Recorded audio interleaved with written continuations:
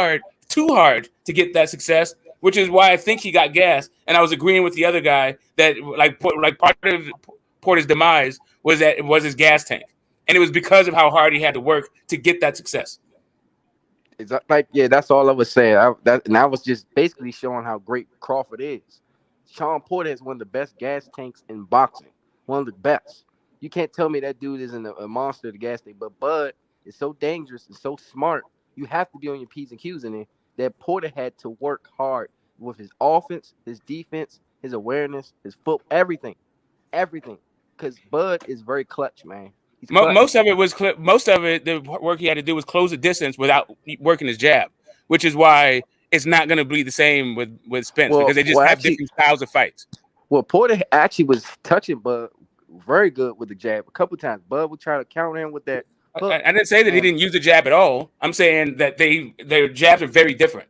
Like the oh reason yeah, why, if he used his jab more than he did, then he would have hmm been easier. The reason why he was working so hard was because he abandoned his jab. If you look at his jab early versus his jab late, you'll see that like you know it went down to like damn near single digits. yeah. I think that was because Bud started to like pivot away from it and was looking to set him up into a new position. Regardless, I'm just saying that that's two different style. That's a style difference between Porter and Spence. Yeah, Porter's Spence. not going to, but like, there's no way that Spence is going to not work behind his jab. Yeah, he's got to. He's got to live and die by the jab, and he's got to use different types of jabs, which he does. He does use different jabs, and I think that Crawford's problem is when he gets touched with that jab. What is he gonna go stay orthodox or he's gonna have to go southpaw? Because if he goes southpaw, it's not gonna help. Anybody who knows anything about boxing knows that's not gonna help. So he's gonna have to switch seamlessly, like somebody else said earlier. He's going to have to go orthodox southpaw, switch to get the right angle to get off away from that jab and counter Earl, and he can do it. He's shown it. He's shown he can do it. So I don't. that's Yeah, I don't think I don't think the switching stances is going to be that big of a thing unless it's in between combinations and it's the right stance for the shot that he needs to land. Right, it'll be very yeah, that's the situational. thing. It won't be the kind of thing That, that's like, oh, let me switch up, and you're gonna get confused because I give you a different look, kind of shit. That ain't gonna fucking work. But if he's in a situation where he starts off a combination in orthodox, but because of the way Earl moves, a better shot is in southpaw. He'll be able to make that kind of switch easy. yeah, I That's just that's it. That's one of the one of the really great things about his switch hitting. Yeah, I think Terrence Crawford, man, he's cut from a different cloth. He's a throwback fighter. He's one of my favorite fighters to watch. And I just think that when he's gone, a lot of people is going to truly miss watching this guy. I was one of the people that when he fought Kell Brook, a lot of people didn't like the fight, was talking shit. But guess what? Those same people watched that fucking fight. They was right there watching it, just like me. I was excited, man. I ain't gonna lie. It was not a fight that I wanted, but I watched it because I know I was watching a master at work. And boy, was I thrilled because for one, I didn't think he was gonna knock Kilbrook out early. I did not think in my wildest imagination he was gonna do that shit early. I thought it was gonna be late, really late. So So I knew some real boxing heads, like real pros in the sport and all that shit, who thought Kell Brook was gonna win that fight. Trying to tell you. No. Brook is too one-dimensional. He's a good fighter. He's a really good fighter. Yeah, I get it. I get it. But if you're gonna beat a fighter like Terrence Crawford, you gotta, in my opinion, you gotta bring controlled chaos. You gotta bring smart aggression, and sometimes you gotta let him come forward. Because I've seen Crawford when he comes forward, You fighters do have gotta let countered him him. come forward. Fighters have You got to countered him. study the people who had success, like Kaviaskis and Benavidez. Yeah, And they what had. they Yeah, did is they was patient because yeah. Bud don't want to come forward to start the fight off. He wants you to come forward so he can judge the distance and see, you know what I'm saying, check your power and all of that. You know what I'm saying? But I agree with what Hank Lundy was saying about the fight. Man, Hank Lundy was saying he don't feel like EJ finna give him the time to calculate nothing. EJ finna get in his chest and he finna make him fight. And they finna fight, and EJ body work, along with him being able to change levels, gonna make either Bud show us something that we ain't never seen, or he gonna get took out. Yeah, that's why Right. everyone. That's why everybody had two different points of where's the fight gonna be won at and where's the fight gonna be ended at. And a lot of people had differing opinions. That's why this is a great fight. Some people feel like Crawford, even with that happening, Crawford got the footwork. He can wrestle.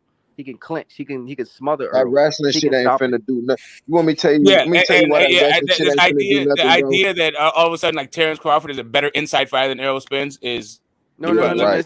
It's not about inside fighting. It's about No, stopping the inside fighting. right. But Man, that is inside fighting. That's literally let inside me fighting. explain something to you. No. I'm Danny, saying like Danny I'm telling you. Garcia, But yes, I'm telling you that like the idea that if a guy is better at you at inside fighting, that you know how to tie him up and reset. That's inside fighting. Okay, Well, That's listen, understanding Danny that entire Garcia thing, fought like both of understanding them. what to do in every situation so that you come out with the W. That is how you fuck. That's where how this fight is going to be fought and won. That's going to be the battle. Like it's going to be in situations and at every single distance. Danny Garcia said Errol Spence is 3 times stronger than anybody he ever fought. he never Physically, fought. not the punching. He never Not fought Bud not though. You he can't say he did Again, never the fight fought him Bud. when Amis, they but was younger. that is He fought him when they that is was younger. But listen to me. He said he was 3 times stronger than any of the top welterweights. You know what I'm saying? The only people we need to take, what they say like 100% is both Kell Brook and Sean Porter, and we heard what they said. We heard what they I think said. you can take everybody's thing 100%. Like, just I don't know that. Like, anyway, it is what it is. I'm just like when it boils down to it. To me, this is going to be is about like intuition. And I think Bud is a very good at like he's a he's very instinctual in there, whereas Spence is a little bit more methodical about the way he goes about his work. But I do think the fight is going to happen at a distance that makes Bud's long reach a detriment because he doesn't really throw a ton of straight shots. Like it's not like he throws most of his shots are looping, and I think that straight shot is going to get to the fucking target faster. I don't think there's going to be a stoppage or anything, but I think the work rate and the fact that there's a straight shot versus looping shot thing happening in this fight, where the fight's going to happen is going to, I don't think that Bud can outpoint Earl in this So kind of smoke. So I asked the panel, the people who was on here early, this question. I wanted to hear your thoughts. If it's a war, who do you favor? If take away, it's not a boxing match no more. These guys gotta dig in. It's a trench. It's a warfare. It's like who's going to be the last man standing? Like I said, so Bud's nice with it because, like I was just talking about, his switching. Like since he's able to switch and get the correct leverage depending on what the opponent has going on, he's maybe good closer up. But he got those long ass fucking arms. So when he is close, in order to land that shit, it's gonna have an arc to it. It may be wide. It's gonna have an arc to it. It may be looping. But he is accurate as shit, and he's got great shot selection. So and good power. So he could clip fucking. I think he will clip Earl. The question just will be, can Earl take the shot? But like over time, I think that like the distance and the volume and the work rate and the style of punch favors Earl. Yeah. The style matches when it comes to fighters, like when we look at styles make fights, the boxers normally struggle with volume or with smart volume punches, aggressive ones that can take their punches.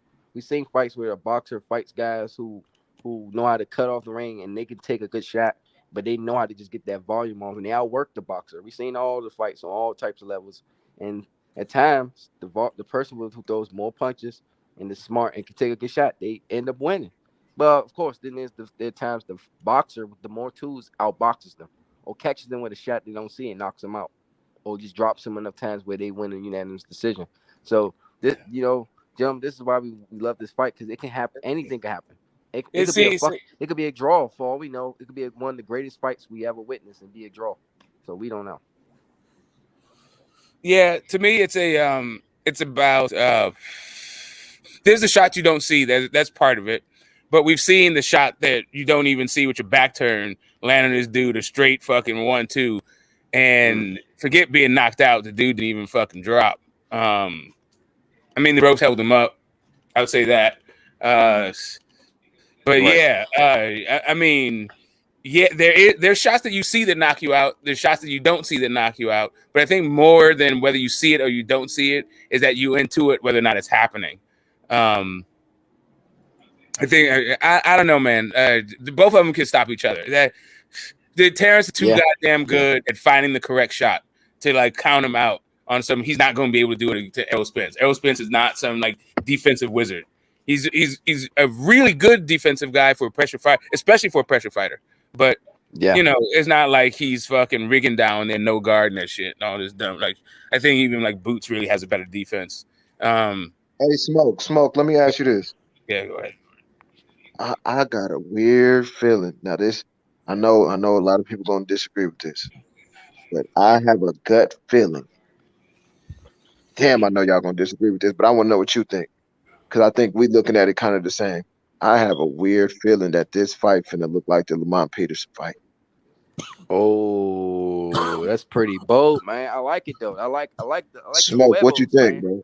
Oh wow. Okay. Nah, man. Lamont Peterson, he would show up in there and was able to do whatever the fuck he want. I think He it'll was hitting be Errol though. closer. I think it'll be closer to the Figueroa Fulton fight. Interesting. That was a I got great Errol at fight. 8. Wow. Yeah, but I That think Errol just it's not going to take long as Figueroa did to start. Errol's going to so come out the gate. He ain't going so to take 2 or 3 rounds off. so do you think Bud Crawford is going to like actually accept a war like want it? Like he's obviously the game plan more I likely is think going to be boxing and Well, coming to Nate, that he already travel. said he's coming forward. Nate. I think Bud is gonna come out with a game plan, and I think the magnitude of the fight and all of the stuff that he's fighting for is gonna make him get to a point where he feels like he's running in the eyes of the public. Bud is a big time narrative guy. Like he cares what people think so much, bro. That's why Mm, he won't take the fight for 60-40. So I feel like when he get in the ring, he gonna have a game plan to not just like everybody telling him, don't stand in front of Earl, don't stand in front of Earl. But it's something inside of him, either when he get hit or once he start feeling like he's running, he's gonna come forward and I think that's gonna be the beginning of the end. I'm gonna be honest. I already said it earlier on this panel. In a war, if it's a war, I love both these fighters, man. I'm big fans. I think they're both going into the Hall of Fame. Uh, you know, but in a war, I gotta go with Earl Spence, man. His style is made for it. It's bred and Mm-hmm. buttered and just the pedigree, everything is literally created for war. Whether it's 12 rounds and even 15 rounds, in my opinion. But Crawford got more too. So this is why it's an interesting fight, man. Crawford can end this fight anytime, and EJ can just go from that guy. Which what did the great recipe Nassim Richardson says? You step on that tail, man. The wings come out and that fireball come out. Yeah, the dragon. Yeah, that is what we said So about Floyd. so, but The the thing funny is, thing, the thing about that is stop it at any time. I don't think is going to be there late for him against Errol because Errol just mm, beats that body too good. yeah, it's Right. gonna be interesting who's gonna take the most damage between rounds, the early rounds, because the early rounds might be what can lay the table for the late rounds, or it could be the Right. late rounds that tell the difference. We don't know because for all we know, both guys can be very, very cautious for 4 rounds straight. Nobody's making a move. They're just cautious. Then somebody gets dropped and then the fight breaks out. We've seen those type of fights where both Earl gonna guys be the one getting hurt, just to let you know. But first. shout out to Smoke, man. Okay. Smoke, that's the first time I agree with some like you, bro. I heard you. I was listening in the shower while I'm showering with my little speaker, and I Oh heard you my sit up God, and say, that's TMI. "I That's heard, yeah, TMI. yeah, Jesus, yeah, Christ. yeah, yeah." Oh my I God. was in the shower. It was the Yeah, perfect soaping it time. If all I up, had grabbing it and champagne, thinking of me. I would Now have listen to poured my voice. I champagne on got you, myself. bro. I would have poured champagne on myself if I would have knew you was gonna agree with me like that. But yeah, Yeah, eating the straight up. sandwich. Listen, you said some real shit though. No, all bullshit aside, you said the same thing. What I keep saying, I think Earl is a better fighter on the outside. People keep saying Earl gonna be the better on the inside, and you were sitting up saying something that I don't think they take into consideration. When you say fighting on the inside, that means being able to punch in between punches. That means being able to hold when you're not ready and you're not ready to trade. That's ring generalship. And when I look at that, I just haven't seen that. I know how good Earl is, but I haven't seen him be able to control situations. I got a question, detail. Do you think like because it sounds like it might be a little role reversal in this fight where all right, Bud's the boxer and Earl's the guy who's gonna come forward and throw. He's gonna come I forward and definitely pressure. believe that's what's You going to think it happen. might be a role reversal in this one? I definitely believe that's what's going to happen because I don't think Interesting. if you ever listen to Bud always said they set up and said, you fight Earl Spence or how would you handle them or whatever. And the first thing he always say, I don't believe they're gonna come out and just come attack me. Cause he know if they come attack him, that's the worst thing they can do. Follow him. That's how everybody get fucked up when you follow him. But when you patient, you have success. You have success. Everybody. And I love Bud. I'm a Bud diehard, but I ain't gonna even lie. I seen Bud for to be the fucking world class fighter that he is, and I be like, what the fuck? Come on now, Bud. Come on now, Bud. And then all of a sudden that switch hit. Whatever that switch may be, I gotta start fighting forward. I gotta fight in the other stance. Whatever it is, he hits a gear and finds a way. But people have success that are patient. You cannot tell me people that have been patient have not had success against Bud. I like that, a role reversal in a fight where with a perception of one guy is going to be boxing and using angles. He's the master boxer, jack of all trades, and the one guy who is a master of what he does best. And he comes forward and he's basically just a walking Terminator. And but then they reverse. The Terminator becomes the boxer, and the guy who's the master boxer becomes the Terminator. It's interesting. We get that. It Yeah. might be a much better fight than we can anticipate. See, I think that people are looking at it as like a boxer versus pressure fighter thing, and I think it's really a boxer puncher versus a brawler bruiser. And really, what we're gonna see is a whole bunch of fucking elbow heads, fucking low blows, all this fucking shit. He's gonna beat this fucking boy up. Like I'm trying to tell you, man. They say like Terrence Crawford is not about to be out there looking like fucking Muhammad Cassius Clay, dancing around, looking pretty and all this shit. It's not going down this way. Right after I It's just just not. bragged on him, he go pop his fucking Earl Spence vitamins. No, I'm just telling you, it's not going down this way. It's just like the idea that like he's going to win the inside battle. He may, but that's going to be a very expensive battle to win. And really, if Earl is trying to fight you on the inside, it's because he's already broken you down from the outside. He starts from the outside and gets closer and closer and closer until you can't do anything but be a fucking walking puncher bag. So if that's where the fight is being fought, then Bud is in a world of fucking problem. He's in a world of hurt. Like I said, his arms are goddamn long. Even me, I will even say Earl Spence, man. Come on, I ain't gonna call him no brawler. He can fucking fight. So I'm not gonna call him no brawler.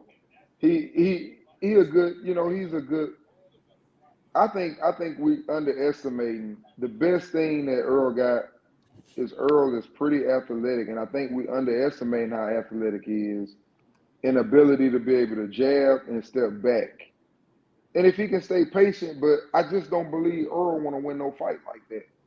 And that's when I think everything, changes because the main thing about boxing for me, that's why I say the fight is going to be determined who has the ring generalship. And that's been the thing that I've heard. Everybody keeps saying that you can't get him not to fight your fight. Well, if you can't get him to fight your fight, that's telling me that he's controlling you. Because otherwise, why can't you make it the fight that you want to make it? Like if I come in to fight and I say, hey man, I'm finna fucking fight, I'm just gonna attack his ass. If I stop attacking and I fight the way he want me to fight, that means that he taming me. So I mean, it's a reason why those people don't fight like that. And everybody says, oh, I ain't gonna let him get time. Well, Sean Porter said that too. Sean Porter said, I ain't worried about that because if he try to switch on me in the middle of a fight, well, he did it, nigga. All of them say that. I'm not gonna let him switch. Kell Brooks said it too. Oh, I'm from the school of such and such. We see left-handers all the time. That ain't shit. So I got a question for everybody. Just real fast. I just want to just define the term because it sounds like D thinks something about being a brawler that I may not mean. Right? I mean, but I mean by brawler. You to get Earl more.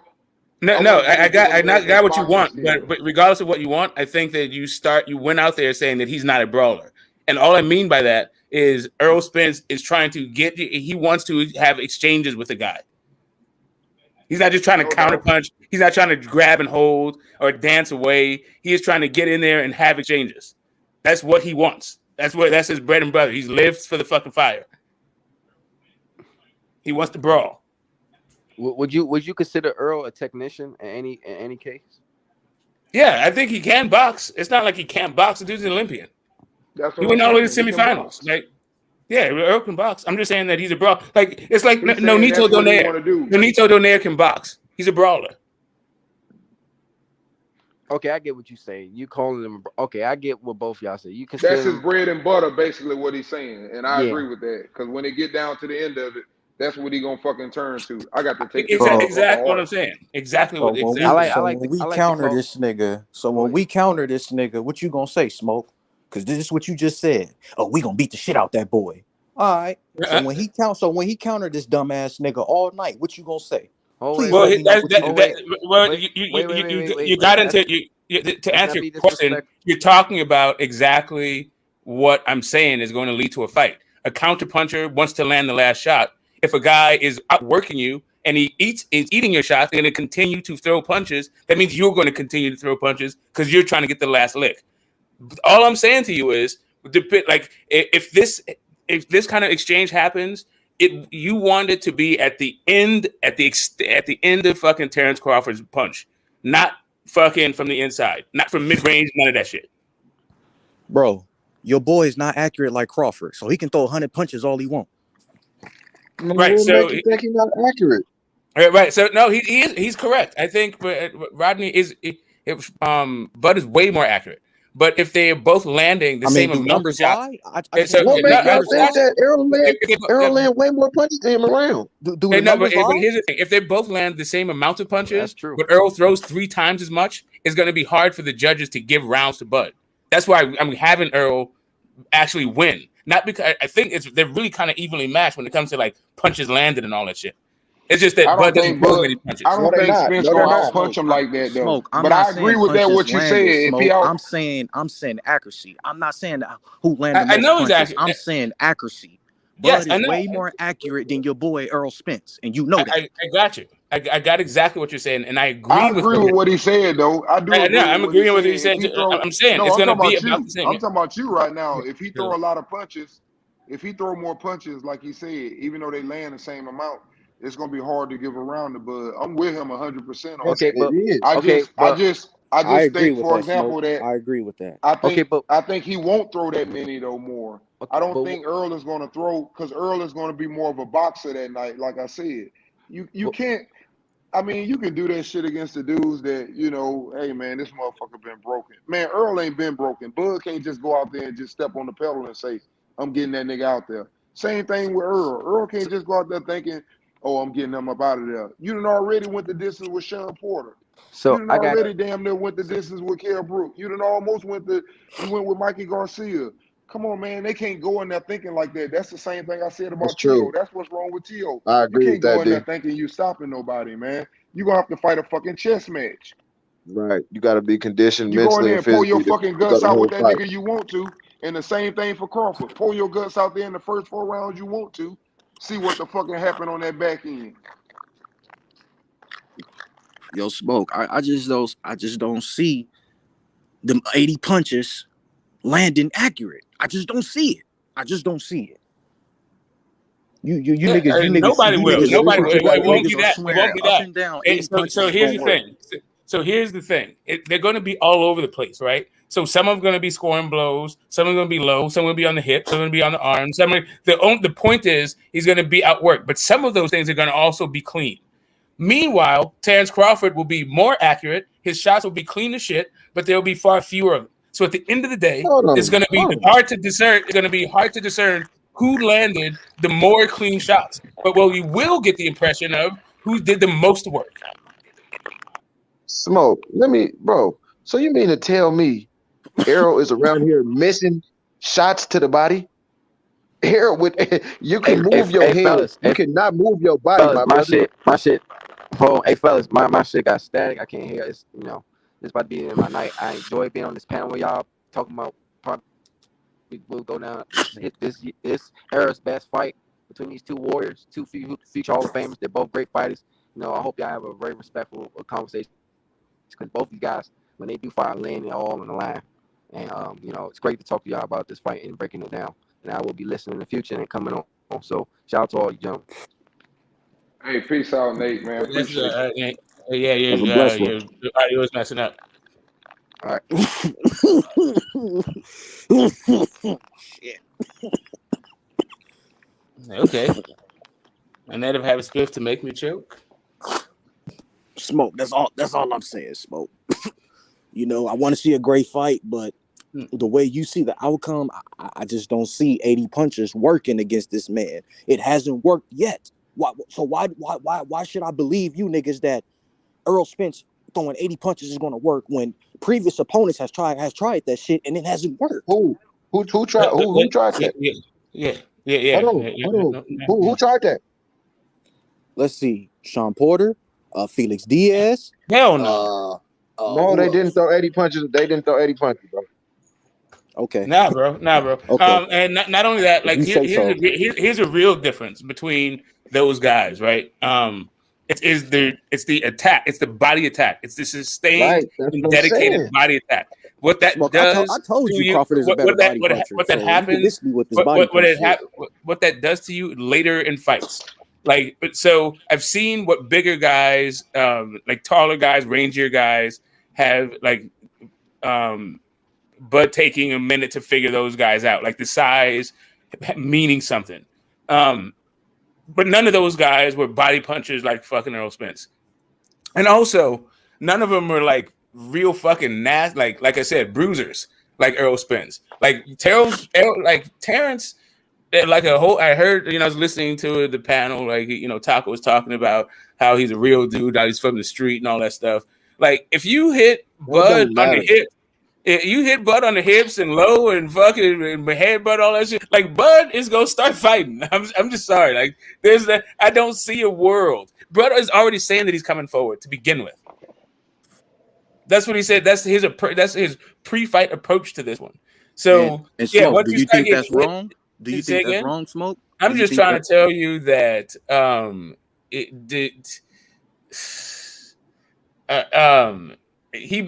better, like, the distance that favors him most is long.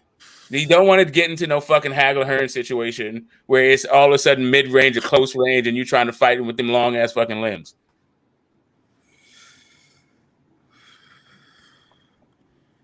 Yeah, but Smoke, I told you. Liver shot. He going to sleep. He ain't gonna get up. Yeah, I mean, yeah. Cause that's walking him into something. That's one of them hooks, right? The best body puncher. I think Crawford is. Crawford's the one knocking niggas out with the liver shot. Crawford the one got niggas taking knees. What? I mean, so Crawford. Are you serious? So Crawford is Smoke. Like I said, he's an assassin. Smoke. Like, he's just an assassin, right? He finds his shot. Hold on, man. Hold on. He just said something that wasn't true. Yeah, I know. You don't gotta believe it, nigga. It ain't for you. It ain't for you to believe. Bro, it's fact. We speaking facts, bro. Hey, so Errol Spence didn't stop Ocampo to the body in the first round.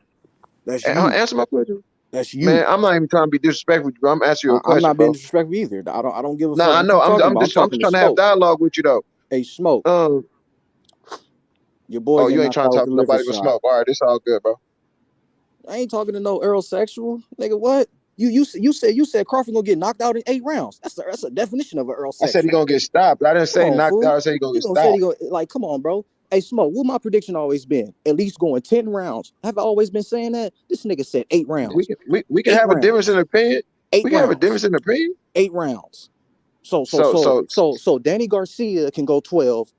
Sean Porter can go 12, but Crawford can't go 12. All right.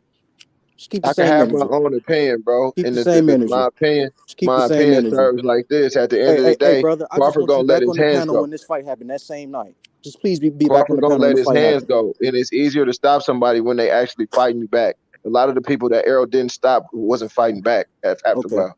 Crawford is not gonna stop fighting. All right. Remember what you said. 8 rounds. I'm gonna remember that. Yeah, I stand on everything I say. Hey, chat, y'all remember this? Nardi said Spencer's going to stop him in 8 rounds. Y'all remember that? It rhymed, man. Errol in 8, man. Remember that. What? Hey, Kush, you hear this, right? Come on, fool. Yeah, I hear that shit. Okay, wait, boy. Okay, wait. Hope it's a great fight. I ain't trying to see no one-sided shit, but Hey, can't it's wait. all opinionated. It's all opinionated, but it's gonna be real Right. interesting because I see the fight. I see the fight basically, and the hype behind it the exact same. Earl Spence is Mike Tyson. Evander Holyfield been wanting him forever. Bud And is this shit Evander. it's I see getting the real fight heated playing with out this the Bud same way. Crawford Earl Spence fight, man. I'm hearing both sides. Now you said you think he gonna stop Crawford in 8 rounds. Rodney, you disagree, my nigga Hot Rod. You know what I mean? Tell him why he's wrong though, Hot Rod. Bro, That's what I want to hear, bro, brother. that's his opinion, big bro. Like I said, I'm gonna hold him to it. So So when you that said fight, because he couldn't stop Mikey Garcia, and you don't see him stopping Crawford. Is that correct? yes, he couldn't stop Danny, he couldn't stop Mikey, he couldn't stop Porter, but he gonna stop Crawford. What you got to say The about best that, Nardi? fighter, What you got to say to that? the best fighter in the Exactly what world. I just said, man. A lot of the people, besides, I can't say this for Porter, but Mikey stopped fighting back. Danny, them niggas, Ugas, them niggas stopped fighting back. One thing I know about Bud, that Who nigga guys is never not. stopped fighting back though? Yes, That's he why he did. He got put his stopped. hands in his pocket. He put his That's hands why in he his got pocket around stopped. it. Cause he But who listen, guys listen, was Ace. throwing. That's why Porter he. kept throwing. Porter kept throwing. Yeah, I Yeah, see. Yeah, Besides so did Porter, Danny. listen to me. Listen to me, H. You didn't see the trainer tracks where Ugas trainer was saying, "Man, he not letting his hands go." You didn't see that one? I know what you talk about. I know Yeah, Ugas was he's letting his hands go. That's why he got stopped. no. But I'm He saying definitely. I after mean, he got his maybe that was after he was hurt and after he was injured and shit. But Ugas was letting him. He was letting him go. That's why he hurt Earl Spence. 'Cause he was letting right. them hands But go. He see, was that's what throwing I'm with him. saying. But that's what I'm saying. Him throwing with him got him hurt, and I think Of course. Crawford throw. I think Crawford throwing with him gonna get him hurt. And Nardi, hey, What's up, bro? I saw the liver shot Ugas landed. I saw I it. did too. He he didn't respond. He didn't respond right, man. Sorry, niggas gonna see, Bro, fool. I agree. Niggas Hey, gonna hey, see, bro. listen. Your analyzation is one of the best ones that one of the most unique ones that I've heard about him stopping arrow to the body. See, that's thinking outside the box because a typical Crawford fan gonna say he gonna go upside his head and knock him out the ring. You know what I'm saying? But he is susceptible. Arrow is susceptible to body shots because he come with a high guard. You know what I'm saying? And Bud, he has a see to me, Bud don't have a body assault. He got a body attack where he'll pick his spots, and then when you leave yourself open, he'll boom. Just like he was Bud doing. a great body puncher too. He an That's what I'm underrated body saying. puncher. I see That's him what I'm hurt saying. plenty of Just fighters like to the Porter. body. You seen how he was doing Sean Porter, Hey, I was Mean just about to Yep. say Machine, that, big bro. Gamboa, I was just about to say that, all big of bro. them, even motherfucking Hank Lundy and That's fucking true. what's his name, Kell Brook. That nigga, bruh, he do it all, my nigga. I Yo, believe yo, so yo, too. Nard, yo, no, I'm not saying this nigga perfect. Ain't nobody Right. perfect, but Right. Well, they but both got holes in their game. That's what makes the fight so interesting. it does. Crawford ain't got But that many holes, bruh. but my Besides point him is, starting He off got kind of holes. slow, I but don't my really Nah, see too many you want me? holes in Crawford. You want me to name some? I mean, you can try. All right. He start off slow. That's one you already named. Two, he don't like to fight on the inside. He wrap up, Oh, he and if he love can't, fighting on the inside, bruh. he wouldn't fight Sean on the inside. Yes, he was fighting Sean on the inside, bruh. He what? H. He wasn't wrapping Sean up. Bruh, I mean, shit, they was wrestling. Sean Porter loved to wrestle. You know that. Sean Porter, a Okay. Now, football player. You know what he be doing. right now, when But he Bud was do let his banging with hands Sean on go, the inside. That's how he got him out of there, right? And then look at his fight with Mean Machine. Look how he did Mean that's what Machine, Bernie bro. said. That's what Bernie said. But to me, Errol the better inside fighter. But Yeah, I another think he the whole, better inside fighter, but Bud got an inside right, game too. He a good inside fighter too. right. Okay, I give it to you. I give you what you're It's saying. But called clinching this is what I'm yo, saying. cosmic. yo, Nardi, you don't think having wrestling background is not going to help you? I think that'll help It's with somebody literally that's in a the little fucking book, smaller and cosmic. not as strong, not as physical. Errol is more physically strong than he is a hard puncher. If you look and you listen to Danny Garcia after they fight, Danny was like, man, he is 3 times stronger than anybody I ever fought physically, not far as him punching me in my face, far as when I lock bodies with him, he's like a wall. You know what I'm saying? And I'm not saying I know Crawford strong. That boy just deadlifted almost like 500 pounds off the just right when he walked. I know he's strong, but I don't think he's gonna be able to wrap him up like he did Porter. And if he can't wrap, when you can't wrap But Errol up, man, he is excellent in the clinch, hey, I going to the want to add body, on to that. changing levels. I I want to think add on to that because you said somebody said earlier about Bud not being able to fight on the inside, and he wouldn't fight Porter on the inside. That was That's me. that's that's that's one of the reasons why I'm telling you. I think everything is going to be kind of like the opposite for what you guys think. Because for one, when you say Bud won't fight inside, Bud he fucking loves that shit. What he don't want to do is fight with no motherfucker that's smothering punches. That's what Porter did to Earl Spence. That's why I said Earl Spence beat the shit out of Porter because y'all think that that fight was a good fight because he just smothered him, and just fucking just slapped him upside the head while he was smothering him. But none of them punches had no fucking effect because he was smothering them. That's why Earl couldn't really fight. He was smothering them. well, you talking about the Sean Porter fight? He did drop Sean Porter. Yeah.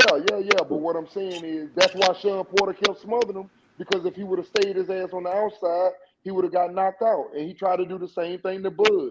So when he tried to smother Bud, Bud wrapped him up. Believe me, like you just said, ain't nobody gonna be able to wrap nobody up.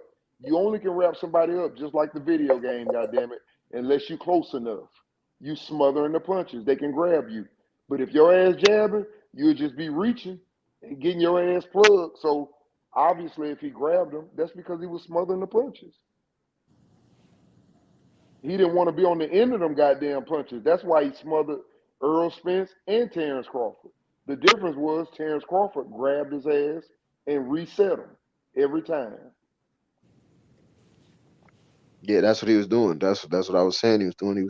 He was wrapping him up and resetting him. I don't think he's gonna be able to wrap Errol up like that. I don't think Earl gonna smother his punches. I do. I think that's gonna be one of his strategies. If he's smothering his punches, then Earl ain't doing nothing. Bro, What you mean? bro, if he smother his punches and lean forward, bro, he gonna get Hold knocked on. out with an Who's he uppercut, saying fool. smothering the punches? I said that he won't do that. Earl don't smother his punches. Earl get close to you to throw body shots. That's why I said Porter smothered Earl because he didn't want to be on the end of one of them motherfuckers. Right. But And then Earl when he ain't no got caught on person the that end, smother his punches. That's what I'm telling you. Earl don't smother his right, punches. smother his own punches. No, he don't. Okay, no, I'm just trying to get clarity to what you're saying. I said Porter wanted to smother the punches because he didn't want to be on the end of one of them motherfuckers. Right. Not Earl. It wasn't Earl's fault. But what I'm telling you is, I done seen Earl fight. When Earl fought Kell Brook and started beating his ass, he ain't smother no Mhm. punches. He ain't Nah. smother no punches against none of them dudes. He don't smother his punches. So if he don't smother them, oh, he'll get what he want. He'll get some exchanges. Right. That's just Right. my Right. personal opinion. But Bud ain't finna let you, and that's smart though. If I'm a better fighter and I know how to fight, that motherfucker jump all up underneath me and he all inside and going all wild. I'm gonna grab your ass too. Do you think he gonna be able to wrap Errol up like that? Yes, I do. See that's gonna be a key factor in the fight too. And You you know, know it's gonna what? be another Here's the key thing factor about if the when you say if wrapping the up, let me tell you what I mean by wrapping up. Let's say he can't wrap them up. It's still uh-huh. gonna be effective because that's why I say yes. Because I feel like, for example, when a person wraps somebody up, you get Hmm. emotional. You get Right. You want tired. to get out of it. You Yeah. damn right, and you want to get tired out of it. And I think that was one of the problems with Sean Porter. Sean Porter started getting winded because he was trying to fight a strategic fight to win every round and run, smother punches when he need to, run when he need to. He was trying to do so many things. And I feel like, for example, those times where he jumped in there and Bud Uh-huh. grabbed him, pulled him up against the rope, and then Hmm. reset him, Slung him a couple it times. just took his Hmm. toll on him, and he was tired. See, I see, but I think in my opinion, the combination of that And when Bud stopped headhunting and started going to his body with that left uppercut is what made him tired. Yeah, but Sean spent a lot of energy though, man. Sean was fucking hyped in a motherfucker for that fight. Doubling up on the jab, feinting, Bro, switching Sean angles, Fay's and great. Bro, as soon as the he was bell acting he rang, was acting Sean like came a out and fucking threw a young Mike bomb. Tyson. Yeah, he came out like a young Mike Tyson, jumping all over the motherfucking place, moving his head up and down, Hey, dodging the but motherfucking hey, but punches. Nardi, I agree with Earl got to be patient, Well, if you look at, bro. He got man, to, bro. we He were got just to, talking bro. about this the other If day. you want to talk about Crawford flaws, it's when a fighter is patient. You Now damn you, hey, right. no, Now you you said a absolutely mouthful right. We then. we were just talking about that before you got on because I was telling him if you look at Crawford fights, who has success? Benavidez because he was patient. Cavias because Benavidez he was landed all the way to the patient. 12th round. That's what I'm saying. But I mean, in the first couple rounds, they didn't come out like a bat out of hell. You know what I'm saying? Mm-hmm. And then if you watch, so I was watching the Kell Brook Crawford aftermath, right? And they was talking in the locker room, and Crawford was like, and Kell Brook was like, man, what did you think in the first few rounds? And Crawford was like, man, you kind of fucked up my game plan because I'm We waiting for both you to wanted come the in. counter. Yeah, I'm waiting for you to come in, and you waiting for me to come in. And and I'm like, fuck, how can I get this nigga to come in? Like, you know what I'm saying? And right there, if you study a fighter that you about to fight, you gotta hear that and understand that right there, he kind of let you know his ultimate game plan is for you to show your hand first, so he could time your ass and knock your ass out. He want to see what punches you gonna be throwing. How fast they are, if he could take one of them. Because I study him with my son. Like I said, my son is a Crawford fan. I'm a Spence fan.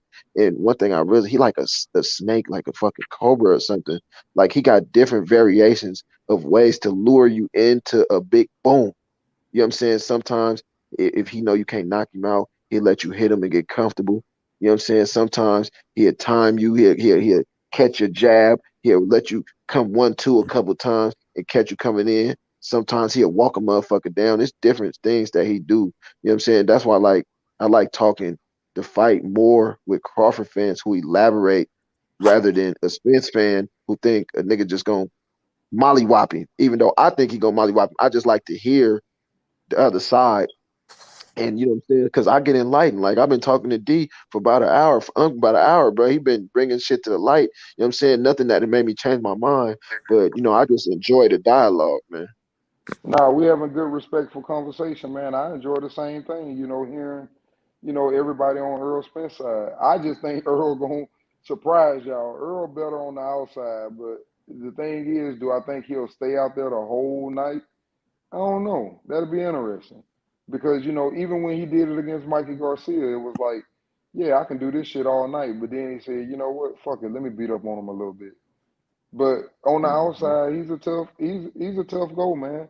I don't You just see say why that he to was say that. Olympian. I've seen him fight Kell Brook. Yes, I seen Kell Brook counter him, but at the same time, I know that Kell Brook had to goddamn make a second game plan because staying on the outside, Spence can be tough, man. He Man, you know can what be I tough. seen in the Kell Brook fight that was intriguing? Remember we was just talking about Crawford being able to change speeds with his punching? You know what I'm saying? Mm-hmm. I seen Errol. Okay, so he was jabbing Brook, and Brook, because Brook has very good timing. So Brook would Mm-hmm. come over the top and counter the jab, and I'm like, damn. So I'm watching the fight because I watch fights over. The more you learn about boxing, you watch fights over and you see more stuff. So I'm Mm-hmm. watching him. And I'm watching him jab Brook, and I'm watching Brook come over the top. And the last time I watched it, I said, okay, what adjustment did Errol make with him coming over the top of the jab? And when I watched it, I seen Errol change speeds with his jab, and that's the only punch that I ever seen him change speeds with. Because I done seen him hurt people and couldn't get him out of there because he couldn't change speeds. But then he started popping that jab like a piston, bro, to the point where Mm-hmm. that's how Kell Brook I end up breaking. Yeah, I mean, I already know the man can fight. I mean, it ain't no doubt about that. The fight, like we said, the fight gonna come down to who can control the fight and make the other one fight more of their fight when they want to fight and when they don't want to fight. It's gonna be a Hey, control thing. hey, you niggas watch football? No doubt. Nigga, to me, Crawford is Tom Brady. Earl is Aaron Rodgers. Meaning he gonna fuck up. He gonna make a mistake. And Tom Brady, in this case, Terrence Crawford, he gonna capitalize. That's what I'm telling you. That's what's gonna happen. Watch. I'm telling you. I think Yeah, I it could can't go wait for either the way fight, man. because I could see Crawford's emotion getting the best of him and Errol capitalizing off that. And I could see Errol making a mistake because, like I said, I'm a realist, man. I was watching the Ugas fight and I was explaining to my son, man, it was times when Errol was lunging and times when he actually took his eyes off Ugas and shit. And I'm like, son, if that nigga do that against your boy, nigga, it might be night night. You know what I'm saying? But then I was talking to my folks and he was making me understand that Errol was in front of his hometown. He was coming off the eye injury, and he was really trying to stop him. That's why he was doing that. You know what I'm saying? But he's not gonna get away with that with Crawford because his feet are too good. You know what I'm saying?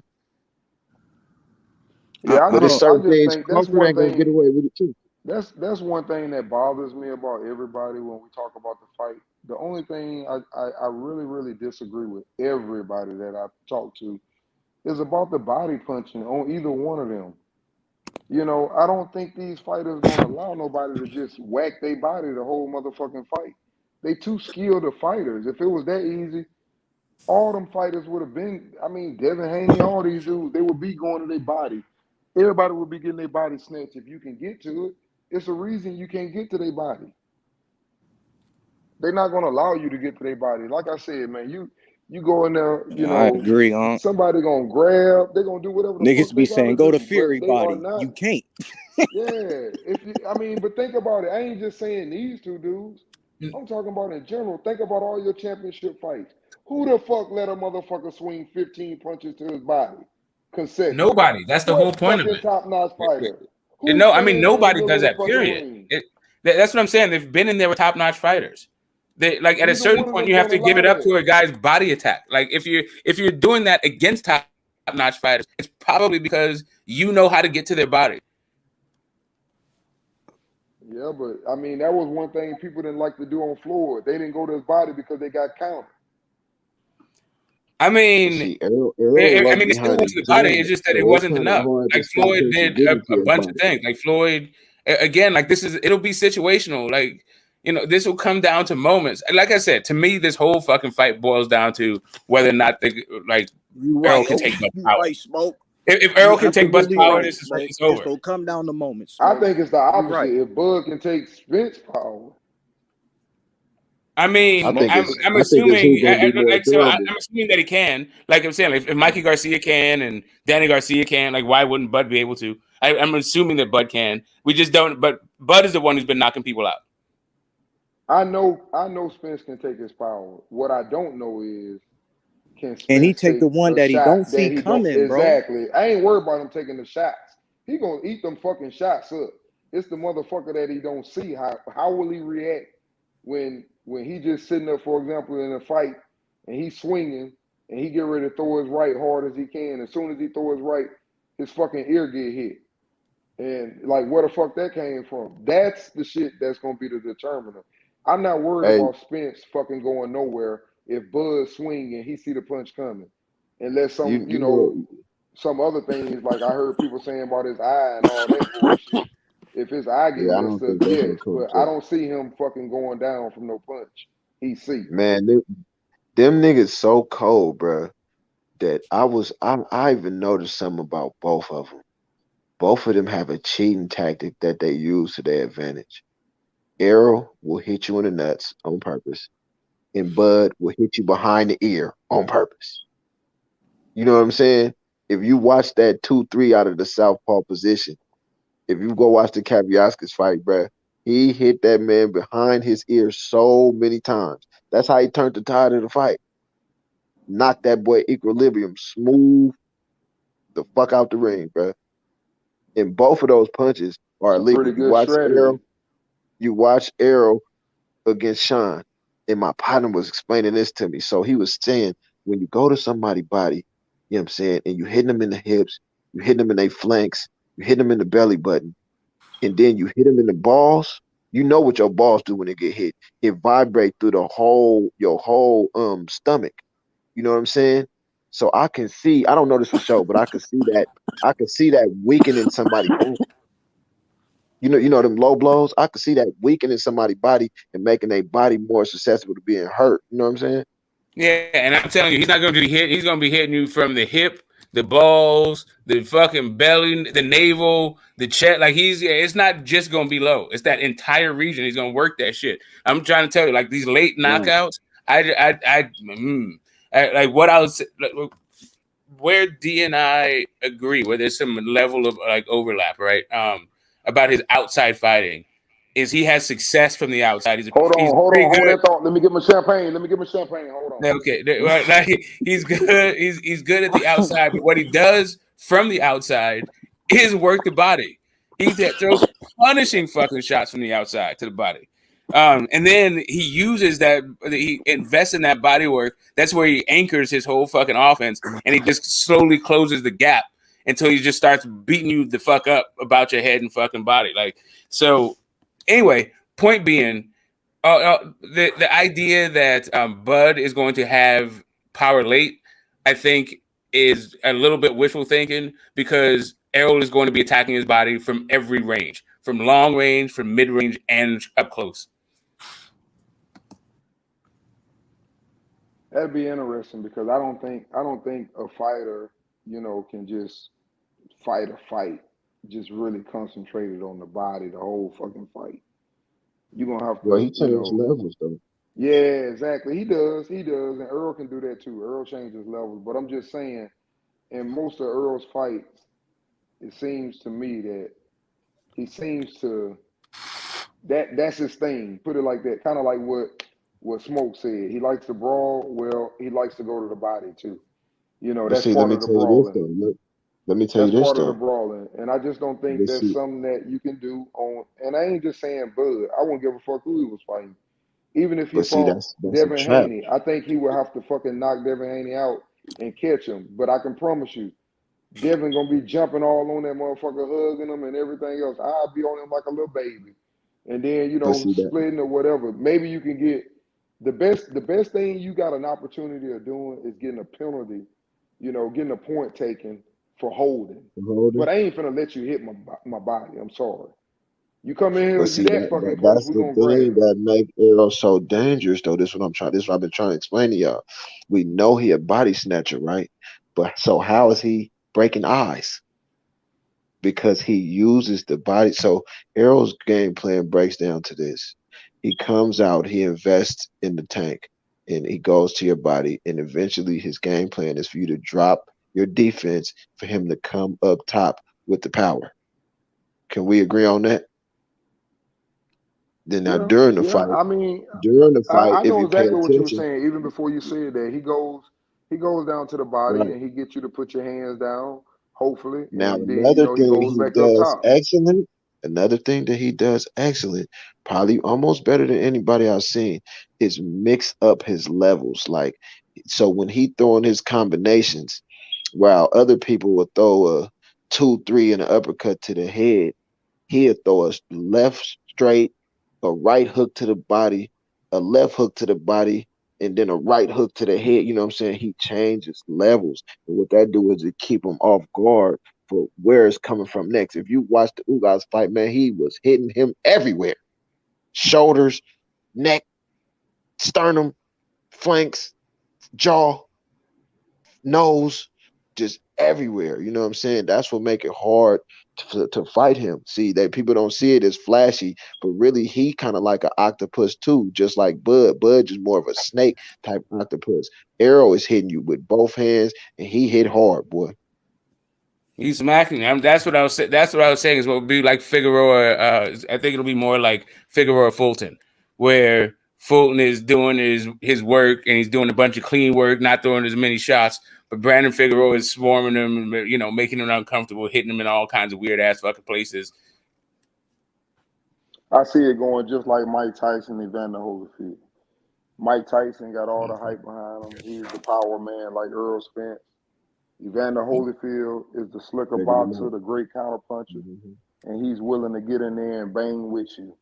I see the fight going the same way. Ooh, So you basically see Bud I taking certainly Eddie hope not Hearn. like that, because that is that and that sort of. I don't know if it'll be a battle of wills like that, because neither one of them are bitches like that. Like, and Wait a minute, who a bitch? Which one on the bitch? say again. You Like the said they ain't idea bitches that like that. that, you know, I don't know. I'm gonna go all the way back to You like ain't call the Mike Olympic. no bitch, did you? I mean, to Evander Holyfield, yeah, he tried to bully Evander Holyfield when they were fucking kids, when they were amateurs, and Evander Holyfield told him I wasn't the one to fucking play with like that. Like, I'm not afraid of you. I'm not intimidated by you. None of that shit. Like, this is not that. Like, but neither one of Yeah. these dudes are like trying to bully or intimidate the other. Like, insecurity is not a part of this fight. I don't think they try to do it, Smoke. I just think that's part of who they are. They intimidate people. Yeah, that's what I'm saying. I don't think it'll be. I think both of these dudes got hearts as big as a whole outdoors. I don't think it'll be it'll be a capitulation where a guy like looks for the fucking out, like biting ears and shit, and like trying to ego. But I don't think it's gonna be like that. I think it's gonna be two guys trying to impose their will. But I also think it's like a style. The styles don't quite mesh the same way as Holyfield and Tyson. Like it's. I don't know. I think it's a little bit more complimentary. I think both of them are both. Yeah, I think that both of their personalities, no one's gonna fold on that level. And I think their personality conflict, I think it'll make for a better fight. I don't know. I just don't see it that way. I think it'll be You didn't like, think that was a good fight though, Evander and Mike? I thought yeah, you know it was just that. until that I counter just think that call, they did they were different. I just going think at they it. did different shit. That's all. I mean, I get it. I just you know, they what is it? You had Mike, like Evander's is definitely a boxer puncher, but more a bruiser brawler, and Mike Tyson, you know, boxer puncher. It was Brawler. just they were brawler also. So it was just kind of like it was destined to just lock up, and it was more about the size of the heart and the dog and the motivation and all that shit. And I think that's what showed itself through it. Like, you know, like when, you know, basically Evander Holyfield, you know, pumps some quit into him. And I don't think there's either one of these Mike guys are got going to hard pump too, quit into man. each other. Speaking of that, I had to say that. Even though he lost, Mike got a lot of heart. I done seen Mike get up from some shit. Yeah, I'm saying he just don't got that Evander Holyfield heart. Yeah, I think that counter punching had something to do with it too, though. He even says that to this day. He say the worst person who he ever fought. He say most people. He say you know they sit up for example and they fight you. He say that motherfucker was badass. He say he'll let you hit him and he wanted to hit you back. Yeah. And that's an example of what I always say. I just believe that you know in anything you look at a boxer, counter punches seem to hurt worse. That's why people don't like to follow counter punches. That shit hurt. And it's because it's not so much that it's a better punch than what you're landing. It's the fact that you ain't expect that motherfucker. When you don't expect something, that shit hit different. It's a thing where, I mean, this is like pretty basic shit, right? Like, you learn counterpunching long before you're world champion. You learn that you're going to get counterpunched. It's not like this is their first fight and they never been counterpunched. Like, it's not No doubt. they're not at this level. Like, the idea of like they don't know what it's like to be counterpunched. Like, for real, the issue that I'm going to see for Bud is what happens when you don't get to land the last shot.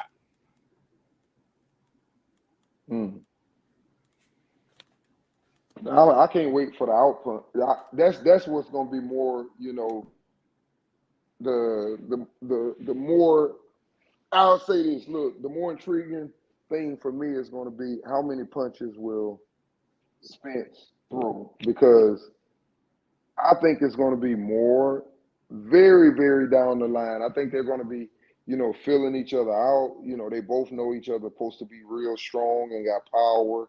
I think they're really going to be, you know, trying to box at the beginning. And I don't think it'll be no output like what people think. And everybody always says, you know, That's the thing. He ain't gonna let that motherfucker sit up there and figure him out and just think. He ain't gonna have time to think in the ring. Okay, I don't believe that. I think both of them have to watch and think.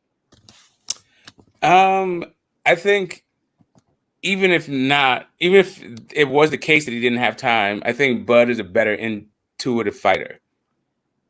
Like that whole switch hitting thing he does, the way he does it makes him better prepared in like kind of situations to like improvise and work off what the other guy's doing. Whereas like Errol has to reset and he is a little bit more paint by the numbers with it.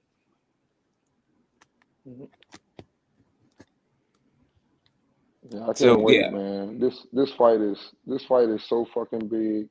I mean, you can't even express it. No matter, we can talk about it every day, and we find ourselves talking about Usyk, which is a great fight this weekend, and it always leads us right back. Something is pulling us that way, man. Just can't wait for that fight to happen. Yeah, I think it'll be an excellent one. They need to go ahead and fucking announce it already. Yeah, that would be nice. Inquiring minds want to know. I know, right? Hey, man, I enjoyed it. This might have been one of my best nights, man. I got champagne poured all over my body. Me and Smoke Oh, had really? a We're whole back in the fucking shower? conversation today. Yeah, we're back in the Yeah, I damn got to get shower. back in the shower.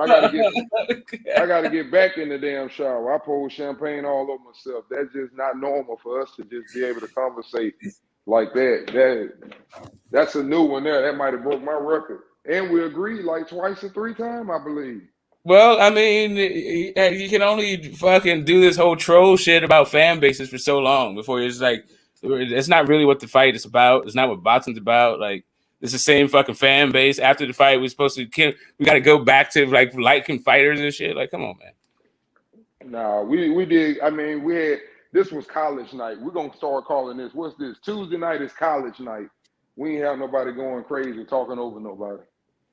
Oh yeah. Oh man, you were killing me though. God damn, the way you kept coming at the kid. I was like, will you stop preaching at this dude, you old fucker? Do you have like a handful of sunflower seeds you just shake up? Like why you drop these pearls of wisdom wherever you fucking go? Like what the fuck is going on, bro? Oh man. Hey man, I be Yeah, in it, man. I'll tuck you in on that one. Yeah. I be in on it, man, because I know, man, I see these little kids and I got one, and that's why I was like, you round that shit, man. Don't it's just the way you look at things. And I used to do the same thing, man. Coach tell me to do some shit, and I do it. And you think you fucking did it, and it's like everybody on the line, and you're like, what the fuck I'm getting on the line for? I did what you told me to do.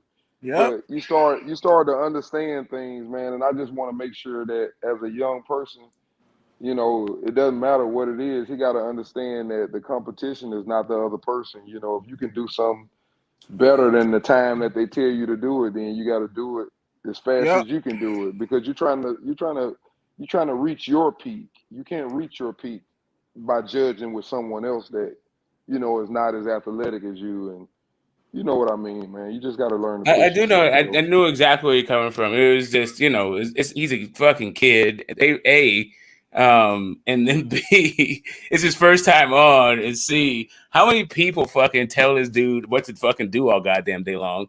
Like it's supposed to be slightly educational, but also like professional, right? Like he's a pro. He came here. This is part of his job. He's at his work, but also this is like home. So like, kick up the rug. Tell us what fucking games you're playing. The fuck you, what kind of Did you gloves you hear me like? crack the joke What kind of though? wraps? Like have some fucking fun before you just start talking about how he's about to like all the pitfalls of being a professional athlete. Which like you want to still drop those gems, but drop that shit after you have You some didn't goddamn hear me. rapport. You didn't hear me crack the joke, and I said, I know you sitting up looking like all these motherfuckers sitting on their ass on the couch know more about boxing than I do. I know he probably was saying that to himself. Yeah, it's like but right. So you can get it real. You can. So it's even better when they say it, right? So because then he's comfortable and he's cracking jokes. So it's not just you cracking jokes; it's him cracking jokes too, right? It's like they like set the place for him. make him comfortable.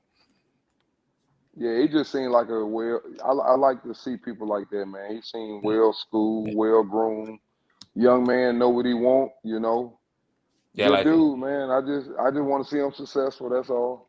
I like his fucking nickname. He's been The is the coldest. best name. Like so, there's a boxer, but people probably don't remember this dude, but Money Powell. I like that dude a lot. But I liked his name. He's an okay boxer, but I really liked his name. But I like this little coldest. I like that. That's a tight little moniker. Yeah. Well, man, y'all hold it down, man. I enjoyed it. I'm gonna Yeah, call it yeah. a night. All I'll right, let D. y'all put me to sleep later. Yeah, Later, fellas. yeah. Okay, so this weekend is what the fuck? Is this the AJ weekend? Is this when AJ gets sent to the Shadow Realm? Oh my god, dude. What a run, huh? 2017. When Eddie Hearn said he wasn't just gonna come to to the United States to take part. No, that wasn't Eddie Hearn. So Eddie Hearn said he's gonna take over.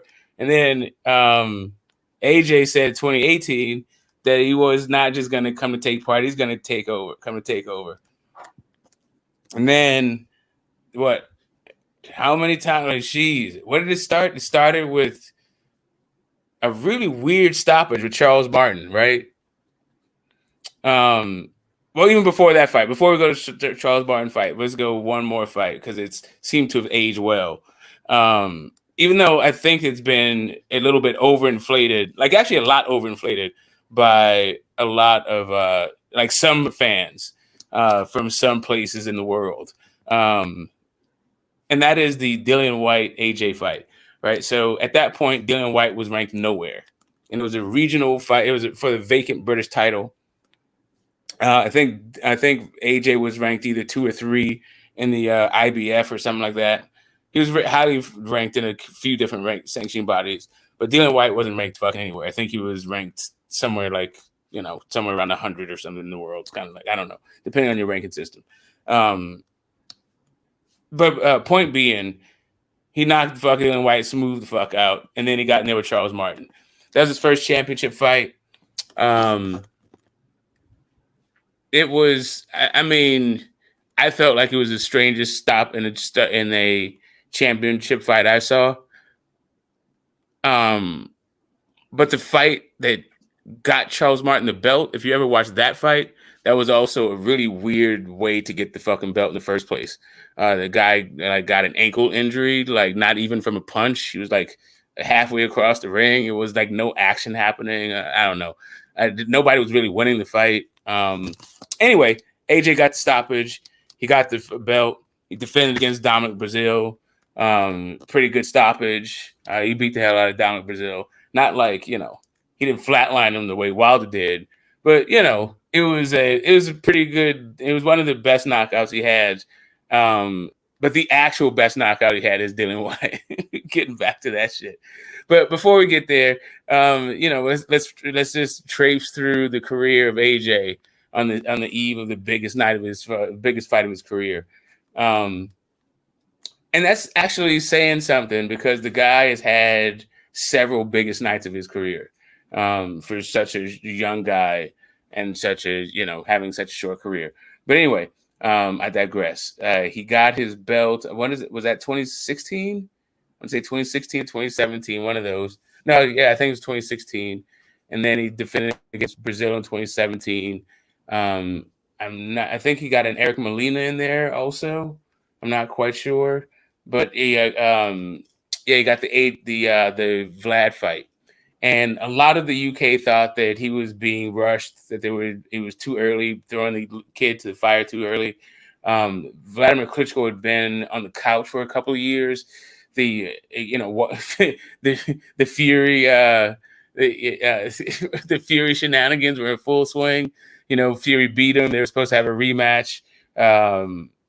Fury pulled out of the rematch. He had a whole bunch of in the swirl of a failed drug test scandal.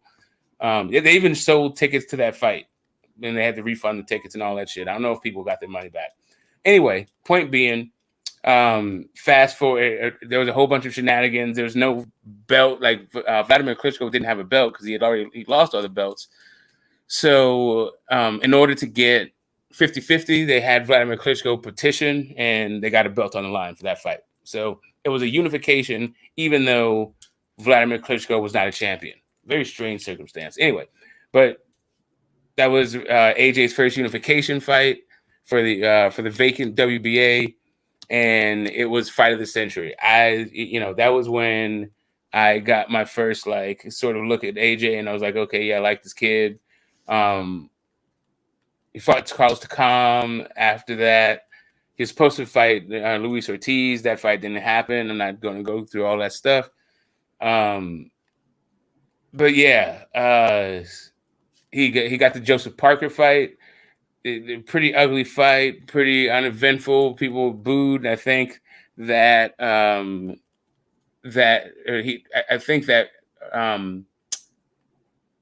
it affected his performance in the Andy Ruiz fight. But the Povetkin fight, he looked good. He got his nose fucking busted, but he adjusted. He was jabbing Povetkin pretty damn well to the body. Then he knocked the old man out. It's a devastating shot, and that was right after. Anyway, good fight. But yeah, the Ruiz fight was the first time we saw that AJ. In the Vlad fight, he was young. He was inexperienced. When Vlad dropped him, it was like, okay, you expect that to happen, but he regained his thing. He got his.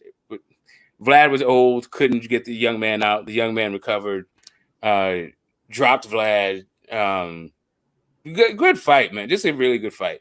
But yeah, in the Andy Ruiz fight, we saw something a little bit different. We saw AJ being confused, unfocused. He looked lost, and it just looked big for no damn reason. It's funny when like guys who seem like invulnerable like go down, and then they just look like all uncoordinated, like they were never fucking beast in the first place. That's just like one of the things that happens in boxing once you see a dude vulnerable. But that fight, Ruiz beat him up pretty damn good. He did make adjustments. He came back, but I don't think he's fully recovered from that ass whooping mentally that Ruiz put on him. And I think that's going to ultimately, I'm going to fast forward to the end of this little monologue about this fight, about AJ's career. I'm going to skip past the boxing lesson and the poor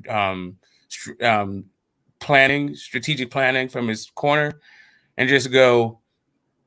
I think AJ has run its course with this particular iteration of himself. He should reinvent himself. Take a little bit of time. Go ahead. I don't think he's going to be successful in this bid to recapture his belts. If he is, then hey, shout out to him. I think that he could. I think that if he turns this thing into a fight, if he turns it into a brawl, if he is that, if he's determined and focused and is willing to walk through the fire, then he can come out with the belts. But I don't think that's happening. But it doesn't mean he can't come again. I think he should reinvent himself. I think he should, figure out what his motivation is, what his style is, and try after this one. If let's assume that he loses. Let's assume the worst. He loses and he retires. I think he still gets into the hall. I think his gold medal. I think his two reigns, like his second reign was pretty damn short. It really only lasted one fight, right? Is the Pulev fight?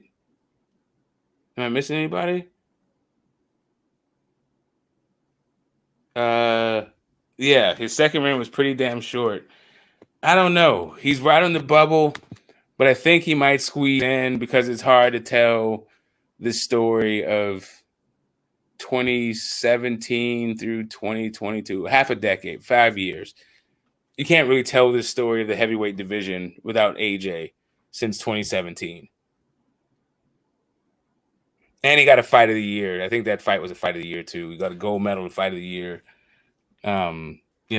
Unified 3 belts. I think the most title defense he had was of 1 belt of the IBF, his first belt. That I think he got 6 title defenses of that thing. 6 and then 1. Yeah, but tip it. Hats off to AJ for getting back in there. I'm excited to see the fight. Actually, it's the second fight of AJ's that I've actually been excited to watch. But I have been actually entertained by AJ, so I hope he actually comes back. He's good for the sport. Let's see. All right.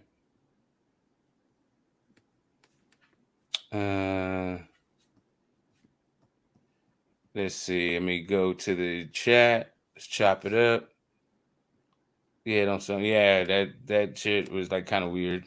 Like, that he was a goddamn professional. You treating him like he's your fucking Pop Warner, fucking whiteout shit. That was anyway.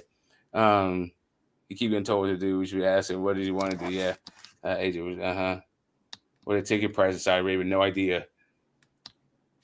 Okay, that's 3 stuff. Stop hating on Dillian Smoke. Oh man, I can't ever stop that, man. That's reflexive. That's intuitive. I am a professional. I'm not. I'm a pro-am. Dillian White hate continual hate. Even though I don't hate him, actually, I used to really didn't like the guy. But yeah, all my animosity for the guy is like out the window. Now it's just I don't think he's very good, and I think he loses in hilarious fashion. But also the old shit that I used to be mad at. I'm still mad at him for that old shit, but it just doesn't matter anymore. Like anyway, stop hating on him. Sorry, Romy Rome. To borrow a term from your side of the pond, allow it. Okay, here we go. Let's see. Ortiz didn't get permission to cross the street and lost $5 million. That is not what happened at all. What that happened? Wow. So, long story short, I'm not going to go into all the twists and turns of it, but Luis Ortiz promoter already had a deal in place for the Wilder rematch for that amount of money. So the promoter was like, if you want to if you actually want Ortiz, then you're going to have to up the ante. And he was trying to get basically more money for the client, but Eddie Hearn wouldn't give more money. And so he wound up fighting Deontay Wilder in the rematch, even though the manager said that he and Luis Ortiz would prefer to fight AJ because they thought they had a better chance of beating him, and they had some unfinished business because Ortiz was supposed to be AJ's mandatory. When he got the belts, he was like, so Luis Ortiz was a WBA mandatory. He took step aside in order for the Vlad fight to happen. And then when he took a step aside again for the Pulev fight to happen, the IBF mandatory, which wound up being called to calm. But then when trying to fight Wilder, he popped dirty. And then Eddie Hearn went to the WBA to get him stripped of the mandatory status for that popping dirty for the Wilder fight. Even though Eddie Hearn was representing Luis Ortiz, by the way. And Luis Ortiz is supposed to be the next guy. But anyway, so there's some unfinished business with the AJ thing that Luis Ortiz wanted to settle. But the money that Eddie offered him was the same amount that he was going to get to fight AJ. And so the promoter was not budging. Well, anyway, Eddie just pulled out and went with Andy Ruiz instead. Like in the middle of the negotiations, they chose Andy Ruiz. And then the rest is Mexican heavyweight boxing history. And the rest is history, folks. Yeah, let's see. He had short notice to fight Ruiz. Ruiz got short notice to fight AJ too. Same with Usyk. I don't know what you mean. Same with Usyk. That fight took forever to happen. They knew it was going to happen a bunch. With the truth serum, I don't know It will which. sell, but it ain't gonna sell on the numbers of the other ones. You know what I'm saying? That shit ain't got the wave of Wilder and Fury. Nah, AJ's not hot in the streets like that. They used to talk about those guys used to puff their chest out about some AJ. That Ruiz fight, man, that they didn't know what to do. Like half the UK channels like disappeared overnight. All those fucking trolls, they like went to dust like the Scorpion King's fucking army. Yeah, man. It's all right. You know, Ruiz still a good fighter. You know what I'm saying? He good, you know. He ain't gonna bring them numbers in like Yeah. that. Ortiz bringing the numbers? No. No, I say he ain't gonna be. Nah. Ruiz, that's what I meant. Ruiz. Oh, Ruiz never brought in numbers. Yeah. Like Ruiz had to go to New Zealand to get jobbed. Like he's always been an opponent. He's never been like the A side ever. Right. I mean, maybe against Chris Arreola, his A side, I guess. I mean, I guess he was it, but that was like a non-title fight against Chris Arreola being old. They were like fighting for like heavyweight Mexican, California Mexican heavyweight supremacy. That shit. Say again. They said it's my block. Yeah, exactly. Yeah, this is my state homes. Let's see. She doing on my corner. Let's see. He lost the opportunity. Al Heyman is an advisor, but didn't advise Ortiz to get that $5 million. It didn't matter what he advised or not advised. Like it's not like. All right. First off, why would Al Heyman advise a guy he just? And like, why would Al Heyman sign a guy he just signed for one of his own dates to go for somebody else's date? That doesn't even make fucking sense. I don't even know if Al Heyman is his advisor. Like, that's just an assumption that you're making. And then also, Al Heyman advised him, if he did advise him at all, he advised him to get the $5 million from Wilder, which was what he got. You keep adding, like, this idea that he didn't get like the same amount of money is not what the manager is saying. Like, I don't know what the fucking story is for real, but that's not what the manager is saying, at least. Can we go by what the people say for once? I just want to go by that. That nigga said it. You know what I'm saying? So let's just go by what that nigga said. Yeah, exactly. That's all I'm saying. I'm just quoting the fucking people. I'm not quoting no magazine article. I'm a writer or nothing like that. No fucking tweets from the fucking reporter. This is what the guy said. Yeah, man.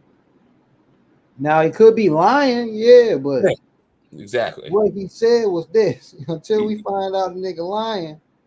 Exactly. You know take it for how you want. If you want to say the dude's fucking full of shit, the dude did come out and say before that they were lowballing him, and then turns out it was $5 million offer, so it wasn't the lowball. And then he had to come out and apologize. I got egg on my face. I didn't realize it was $5 million. The promoter just told me it was lowball without telling me how much it was. So I just went with what he told me that it was lowball, and I went and started running my mouth. And now it turns out it's $5 million, and yeah, $5 million is not lowball. We'll take that fight for $5 million. I apologize. About that $5 million. Long story short, I apologize. Yeah. I was talking out my ass, and Yeah. He did do that. It's a lot of fighters that be wishing they would have took a motherfucking contract. Motherfucking, oh no, I don't want to do it. Go and cherry pick it and fuck around and lose.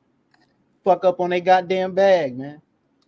Trying to play it safe all the goddamn time. Sometimes you gotta stick your neck out there and motherfucking fight, man.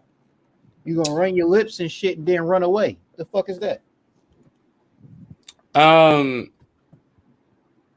Yeah, I don't know. It's this weird thing where a guy felt like, I think the promoter just thought he had Eddie over at barrel, and he was gonna like try to squeeze him his money. He's like, I already got my client this amount of money anyway, so he's not losing out on any amount of money, which is what my fiduciary responsibility is to him. But how about we try to squeeze some more money so I'm still doing my job, and let's overlook the fact that my client probably has a preference of who he'd like to fight, and I'm not even going to ask him that. I'm just going to try to get more money.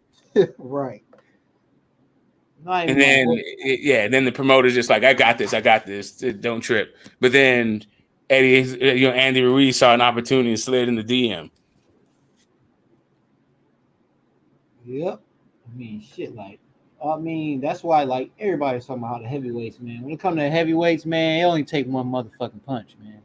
In the right spot, your favorite fighter be out of there. So, like everybody say, man, AJ should have won that fight against Ruiz, but Ruiz hit that motherfucker in the perfect spot. Well, he fought the wrong fight again. Like I was saying in my long-winded ass fucking remembrance, traipse through summarization of AJ's resume. He was getting booed in the fucking. He was getting booed in the fucking in the Parker fight, and then Wilder Fury happened, and everybody in the whole world was like, "Oh my God, Fury got up and hey, he outboxed him." And then Wilder came back with that Brazil knockout that went super viral. Like everyone's talking about that shit. Then all of a sudden, AJ was old news, where he was the hottest. He was the hottest thing on the block. Now it's about Tyson Fury getting up and Wilder like flatlining people, right? So he's like, he felt the pressure to perform. When he had Ruiz hurt, he was like, all right, motherfucker, gotcha, haha. And fucking Ruiz put them flippers on his head, and big motherfucker looked all kinds of lost. Big ass thighs flying everywhere. Oh man, dude, I was disturbing the peace. I was loud as fuck that day. Man. I couldn't believe what I was seeing. I was like, oh my God, dude. Yeah, California. Show this motherfucker what's up. It'd be a real one for one time. Yeah, got him. You think Usyk will fight Wilder? Hell yeah. You think he'll take that fight? Yeah. You think he'll survive that punch? No.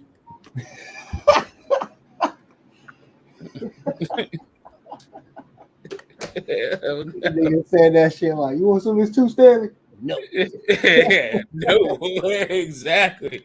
That's our bike. That's my bike, bro. Man, that's why I swear, man.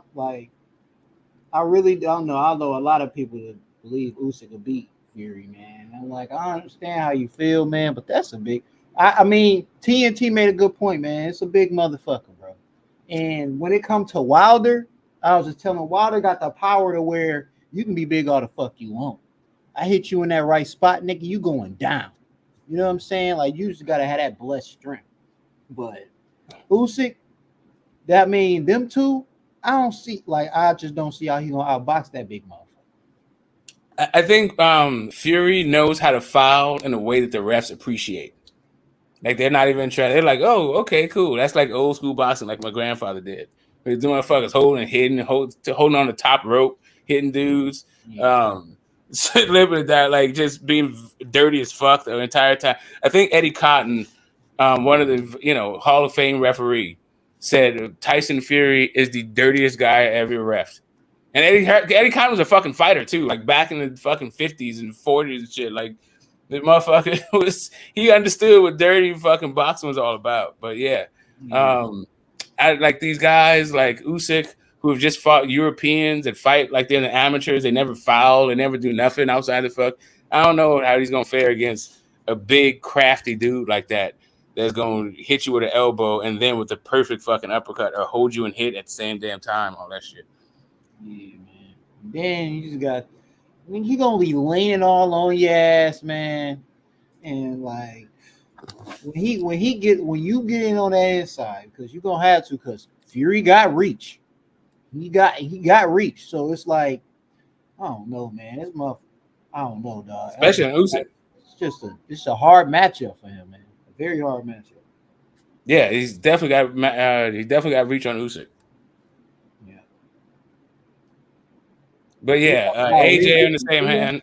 Yeah, go ahead. I said they talking about Regis and Tio in the comments. Getting heated in the comments.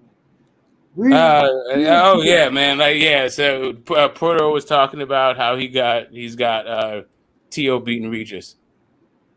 You said Sean Porter? No, Puto. Oh yeah, definitely. Yep. He always said, yep. And that's just like we were just chopping that shit up this morning. Like man, come on, bro. I don't know. Yeah, people and Puto don't mind losing all his goddamn money on these weird ass fucking picks. Dude, shout out to him, but Man, Regis fucking him up, man. yeah, Reed's gonna beat the tire shit out this boy. You better stop with this shit, man. Man. This motherfucker lost his fucking shirt betting on Valdez over Shakur. Like, bro, what are you doing? I just be hating that these Tio fans love to act like he did not lose to Kambosos, dog. I don't care how he lost to him. The motherfucker lost to him. He got dropped by him. Like, this shit happened. He was bleeding out the motherfucking head by this motherfucker, bro. Like, come on, man. You mean to tell me Regis not gonna fuck this man up? I'm not trying to hear that. Yeah, I mean, I just saw that what I just watched Teofimo do in that ring against Campa. I'm like, dude, if you don't get the fuck out of here, this dude will get his ass whooped. They just they're fattening up this goose for the fucking slaughter. They're feeding him to somebody. You're right. They is gonna feed that nigga to somebody, bro. They gonna get him to somebody he don't even want to fight. They gonna be like, yeah, you was talking all that shit. You gotta fight him. Yeah, they're not preparing him for anything except for fucking slaughter. Man, I want to see him just go put him right in there with Barboza. Put him right in there, because it ain't the biggest fight, but it's still a good fight at his weight class. You know what I'm saying? Barboza's still an undefeated fighter, and he's still in the top 5 for a couple belts. So and it's probably easy to fucking work with. You know what I'm saying? You're right. He ain't gonna turn down shit. He probably gonna take a pay cut and all that shit. So you're probably right on that. I mean, you do have Tio for a long time, but I don't know, man. I don't know how much longer they have Barbosa. Barbosa might be marketable too. I don't know. It just seems success. Tio, I'm not sure. He looked like a younger guy. He might actually got a couple more. You're. What's up, man? You back from your strike? Yo. Man, nah. I ain't get no strike. They just took Barbosa. They just took my shit down, but man, I end up doing that. I end up going live with Marcus with Ohio Runs Boxing. Did an interview with him. That shit was pretty good. What's so cute? What's good with it, y'all? How y'all doing? Man, hey, Smoke, man. I see you got a little debate lined up, my guy. Oh yeah, man. Yeah. Once again. Yes, sir. Hey, I would need to see your body, my guy. I would need to see your body. I think I think I got it. It's pretty conventional wisdom. Do you know what the topic is? Have you heard it? Yeah, y'all debating like Boots versus Bud right now. Yeah, who's a better switch hitter? Yeah. Like, I don't know, man. It's pretty cut and dry. It's not even really that controversial a thing. It's just kind of, I guess, a generational kind of question or something. I don't know. Maybe the young people want to jump the line or something. I don't know. Yeah. Fuck, it's kind of a weird question. But this is what the dude wanted to argue. Like, this is what he debate. I don't even know who I'm debating. This is what somebody wanted to debate, and they just slid me in there because I said I would debate somebody, and I didn't care what the topic was. And this is what came up. Yeah, because I know this ain't no shit that you would have put forth. Because it ain't the best topic, but it's a topic yet still. Yeah, it's coming. I did a little bit of like just see what the hell is out there, and there's videos about it and doing things. I'm like, okay, cool. People are talking about it. I didn't realize that people actually this was actually a point of contention. Like for real, this motherfucker out here. I'm not even gonna give. I don't want to give too much away. Like it's gonna be and a Yeah, couple. I know how you coming. I know how you coming. So when I seen it, like, cause I'm scrolling through, I see it like, hold on, man, that's my nigga Get the Smoke. Cause I done seen a couple of the homies get on there and shit. I might have to get my little feet wet, But I seen you, you and my nigga Black and Brown. I'm like, oh shit, okay, yeah, this shit kind of heating up. So I know y'all two for sure. I'ma watch. I know I seen. Fuck. Who else No, was wait a I? minute. Who did it say who I was going against? Because I don't even know. Do loyal to the game? I don't know You who don't know it who is. that is. You don't know who that is. Yeah, so whoever loyal to the game is, that's who you're supposed to be debating. Yeah, I think this was his idea. This is something that he wanted to debate. And he wanted to debate that Boots is a better switch hitter. I'm like, oh, okay, bro. Yeah, I mean, shit. I could tell from the debate point where he come from a boxing standpoint, but I think it's gonna be a good debate, shit. Just for the simple fact you winning, I ain't gonna lie. You know what I mean? You GTS, yeah. I mean, get the smoke and shit. You been bringing smoke like this. I fuck with that little series knockout doing, man. I fuck with that shit. Yeah. Keep doing that Yeah, shit. I like it. The BFTB one was good. The Ricky Williams was good. Damn, I didn't see that shit. How that one go? Yeah, which one? That one you just mentioned. Ricky Williams. Yeah. It was I think outside the box or boxing. I don't know. That shit was a bloodbath. It Who was won? that one in BFTB. It wasn't even close. It was just like they were just getting lit up. Oh, so who won? Oh, it was fucking Ricky. Who did he debate? I want to say like in and out. What the fucking guy is his name? Let me see. Hold up. Let me pull it up. I don't remember dude's name. Cause that shit. Do you remember what they debated about? I think both of them did fucking Bud versus Spence. The different like aspects of Bud versus Spence. And the Bud side lost twice. The Bud side is not won yet. I think that's the third one. There haven't been that many of them, but they all seem to be Bud versus Spence. Yeah, but I ain't gonna lie. You name who you talking about? Ricky, and you talking about BFTB. Them some loud screaming ass motherfuckers. Oh my god, dude, that was and it was BFTV versus OTB. OTB. Yeah, outside the box, he does like those film breakdowns. He's on like knockouts all the time. Man, Like I might have seen him. Don't sound familiar. I might have seen him on the channel or something. Yeah. He's So alright, but he seemed like he was fucking stoned. He was like he didn't know where the fuck he was. He ain't no debater. He ain't really. No, he's an arguer. He's like a contributor, but he does film study. Yeah, because I know like it is kind of different. Like what I've been peeping, like see like you ready for that? You know what I mean? Like I know Ricky and BFTB from what I seen from him, because I ain't really subscribed to his channel like that. But what I seen from him, them motherfuckers they long-winded as shit. Like they shows, nigga, I done seen them screaming. Every time I see BFTB, that boy screaming. So I know you debating with him. Shit. I ain't gonna lie, like yeah, he's got and not just that, he's also funny. Yeah.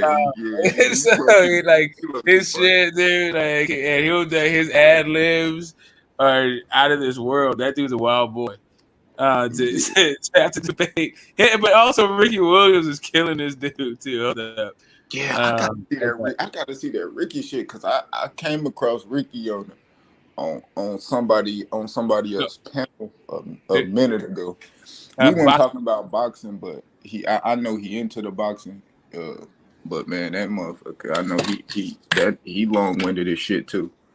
Oh, he was killing my man. It was just and that's the thing. Like I'm just on my laptop, like chilling. These dudes got like studio mics and all this shit. So like every available is crisp as Shit, hell. shit. That's what you need to do. Hey, that's what you need to do, Smoke. Hey, yeah, we already know. We already know you got the wallet. Go and get your little setup and shit. So when you turn your shit on, you go. Now I mean, have your little smoke. Go get you a little smoke. Get you a smoke machine. You know, I could literally go to an entire studio, right? Just go Man, down the road, my man, man. shit. But Go it's get you a like, hey, motherfucking smoke machine, man. Bring the whole little ambiance and get the smoke. oh, that's fucking hilarious. That's jokes. Because I know that shit. I mean, and so I think if I get one of the like a guy and a topic that's worthy, but this one is like just a little. It's kind of a softball. A Shit. See, softball, like another guy. This is his. This is his topic. yeah. Um, After you so whatever. body him though. After you body him though, because I got you winning. You know I'm tuning in for sure. I'm tuning in for your shit and black and brown shit. Cause that's you know what I mean. Yeah. Yeah. After you smoke them, next time you put somebody on that platter, you come up with the topic. You know what I mean? You tell a motherfucker since you the champion. You know what I mean? You gotta give them that because I know when you come up with your topic, it'll be a little bit better than that one. I ain't gonna lie, that topic, yeah. Cause from the topic they asked 3 questions for the 3 rounds, right? Yeah, and then the surprise one. Yeah, so coming up with 3 questions, like yeah. Did they publish what the questions were? Because I have the questions. Nah, they don't do the questions. I think until the show starts. Okay, yeah, no, they gave me the questions. They give you the questions, but one question is a surprise question, so you don't know. Oh, okay. So yeah, they sent y'all the questions so y'all can do y'all little exactly. research. Okay. Yeah. So we got 3 questions that we go. There's 4 questions total. We get the 3 in advance, and then there's 1 on the spot. Okay, for sure. And then they got like the unlimited rounds, and y'all do the they got like a rebuttal. Y'all got the Yeah, they're round. not doing that. It's not unlimited anymore, which is fucking great because I don't have time for fucking. You know, that's the bane of my existence. To listen to a motherfucker drone on. Don't know what the fuck to talk about. I hate that shit. Yeah, I think yeah. The unlimited, when they first seen the unlimited, I was like, I probably would have thought it'd be better as far as like a 3 to 5 minute format for the rounds, and then maybe the last rebuttal you probably could go unlimited, so you could probably try to bring your shit home. But yeah, I think that shit cool. 10-minute max time limit in each round with a 5-minute rebuttal. Damn, that's a kind of a short time to rebut a long ass fucking point. Yeah, and that's what I'm saying. Like rebuttals, as far as like the last, I think that should be the unlimited. But then you should just give you your little rounds, because usually, like in debates, they give you your little you open, your opening statement, and then they kind of question the debate, time your shit, and then a little rebuttal shit. But hey, man, I think it's a dope concept all in itself. To actually do so. Yeah, I've done this before at Zone 6. I'm the Zone 6 champ. Yep. So it's been a minute, and I like doing it. I wanted to get Knockout to debate the fucking Devin Haney tank, but fucking Dub right side beat me to it. Oh yeah. Oh, you wanted that? Yeah, I did see Dubs. Yeah, I did see Dub. I did see that one, man. I ain't gonna say R.I.P. my nigga Dub side, but oh yeah, he got fucked crushed now. That motherfucker. 15 minus 35, carry the 4 with the remainder 3.2 per round. Dubs side was coming with like numbers and punches per round. Oh, come on, bro. Just tell us what it is. Don't make us actually do the math with you. What the fuck? Yeah. You could have just said 13 punches per round, and I would have rocked with you, bro. This motherfucker doing long form math. Yeah, that one. Going on? Yeah, that boy Dub did come through with the numbers and shit, man. I'm like, Dub, boy, don't do that, man. I'm Oh like, Dub. man, I'm like, y'all, you could have just bottom line that one for me, for real, man. Let's see. So that I just put the Ricky Williams. The dude was named Box or Die. It's in the private chat. That link. Boxer die. Okay. Yeah, I'm gonna check that one out because I want to see how Ricky was coming on that. See, because it just depends the format. But I think I might get my feet wet one of these days, man. It's really it's the topic, right? And it's just kind of like the problem right now is that the boxing dialogue is really centered around like 2 fights. Yeah, and I think too, I think he changed the voting, but I think the voting is kind of and it could be biased when you get somebody with a bigger channel going against somebody with a smaller channel, and you looking for the fans or the people in the audience to kind of vote. Like it could be fair in a sense, but for the most part, people gonna go for pretty much who they there for. Like for the simple fact, I'm on here, bitch, talking to you, bro. I'm going for you. Like 9 times out of 10, like if he cook you, then yeah, I'm gonna vote for him. But Yeah, like, I mean you got to cook it, but it hasn't. But that's the way it's been. It hasn't really been close. yeah, exactly. You know what I mean? Exactly. It's like even the right side, like Dub made it close because he had really good arguments, but his presentation was all over the fucking place. That exactly, and that's the thing about a debate. Even though somebody like it little legitimately could already the answer to the question could be for one person, and it's the fact that he better, but the opposing person put his argument together better, regardless if you think shit, regardless if you think the point he proven is wrong or right, he still could win the debate just for how he presented it. If you don't present the shit right, then that shit, like, like I seen a motherfucker debating the Clarissa Shields shit. Like, bro, I think Clarissa Shields will win, but the way the person debated the shit for Clarissa Shields and the person that was debating for Marshall presented her shit way better. So if somebody that didn't know either one, they'd be like, damn, Marshall gonna beat Clarissa. You know what I mean? It's about how you put your information out there. So yeah, man. Yeah, like to bring out, like the busting out the calculator, that was a bad move.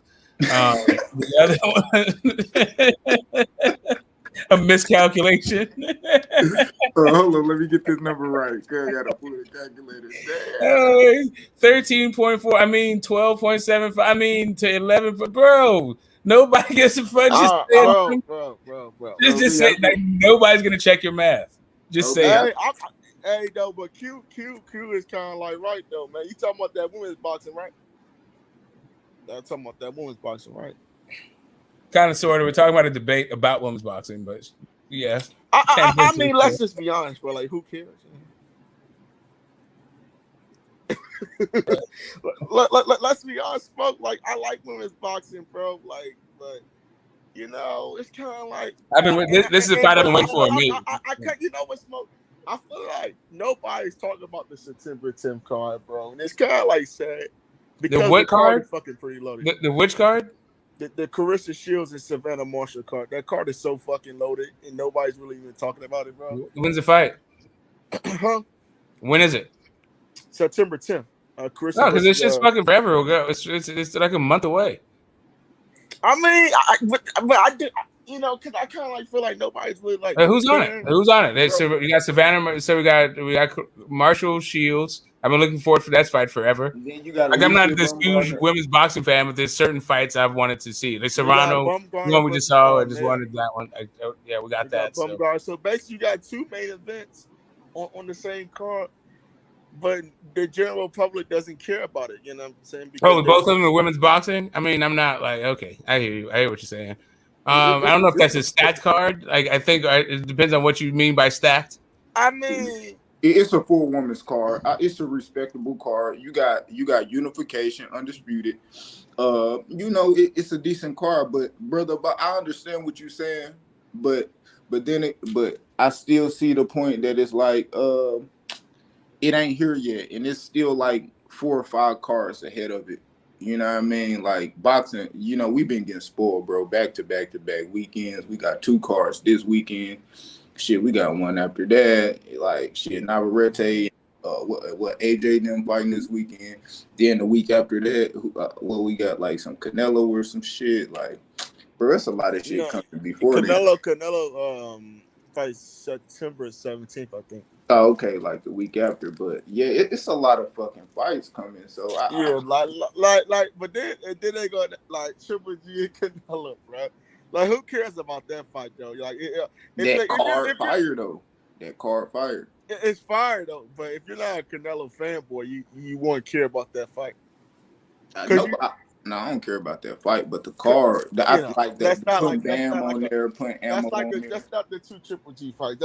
I think Canelo's actually going to stop Triple G in like a top. I think I got that fight going 5 rounds. Triple G's not Triple. This is the last fight for Triple G. They're gonna give him this money. It's a retirement fight. They're gonna send him on his way. It's over, man. Like this is a confidence level booster fight. This is why Canelo's fighting this guy. You know what I'm saying? It's a confidence level booster fight to get Canelo's confidence back up. And I'm gonna keep it a buck, bro.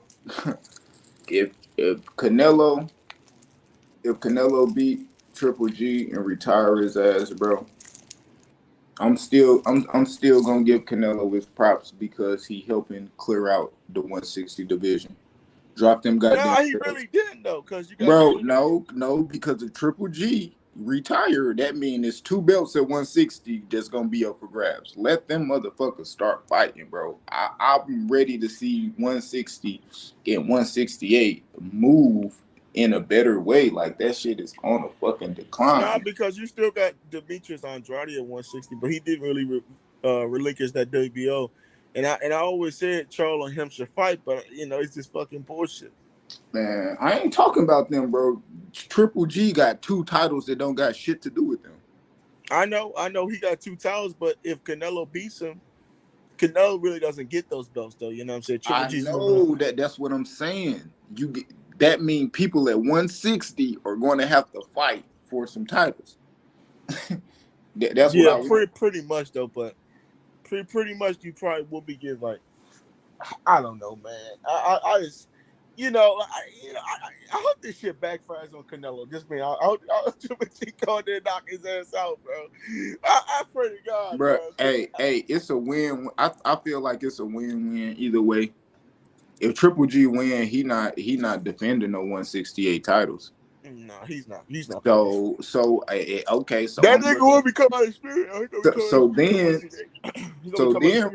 So then, brother boxing, we gonna be looking at motherfuckers gonna have to start fighting again at 168. You know what I mean? So either way it go, bro. If either one of them lose, it's a win-win. Triple G just gotta retire so he can drop them fucking belts. Pretty much though. Pretty much. Cause I don't know what's going on, bro. I'm trying to see is they gonna make Andrade and this Johnny Beck purse bid shit. Cause they did give him 30. I thought Andrade was moved to 168 though. Man, Andrade a capper. That motherfucker faked it. That nigga faked that shoulder injury so back down, bro. Hey, man. Hey, he mad. Hey, Andrade probably mad as shit. Eddie Hearn allowed him multiple different times. Eddie Hearn remember when Eddie said, "Oh, I'm going to get you the big fights, bro. Just sign with me," like, bro. Hey, I don't understand how Demetrius Andrade just always keeps falling for the bait. He keep falling for the okie doke, man. Andrade got a cameraman for a cameraman. He keep on falling for the okie doke, bro.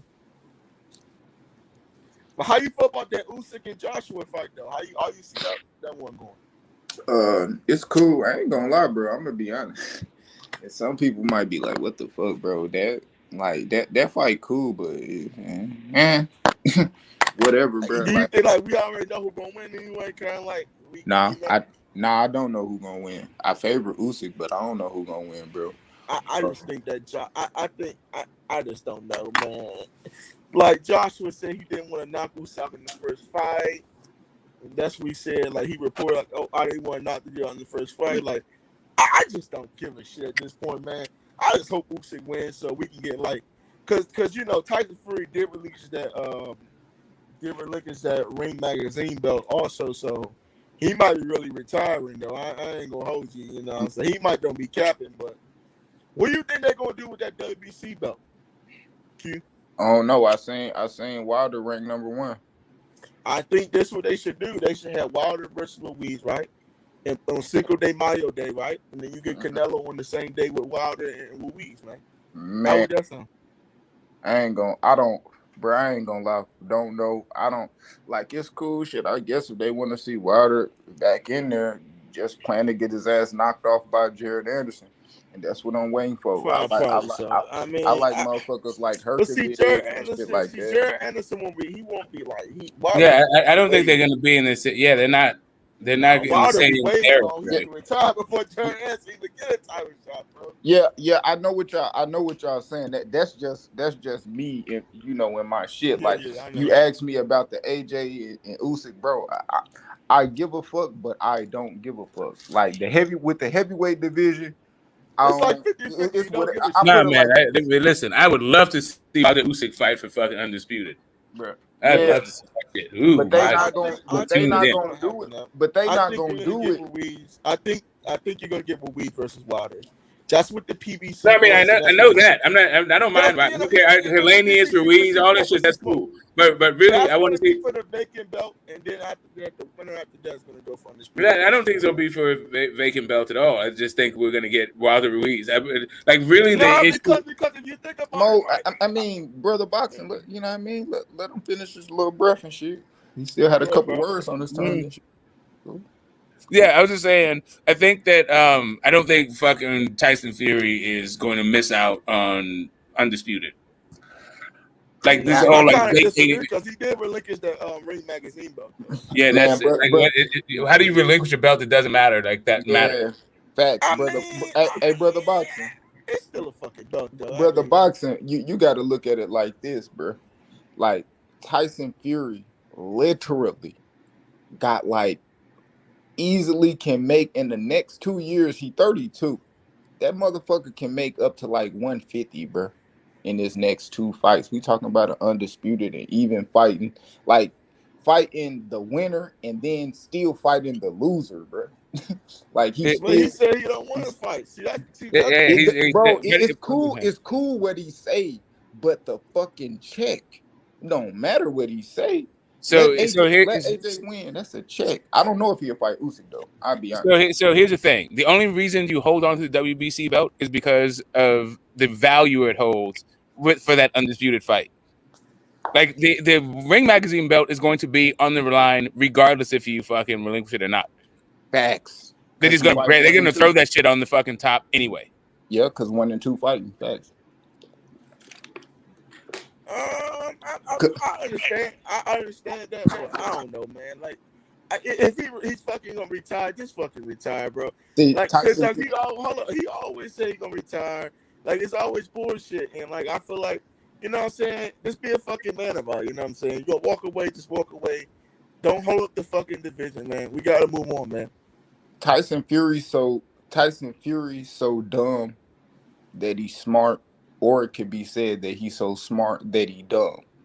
Whichever person that you might be is who Tyson Fury putting the shit on you.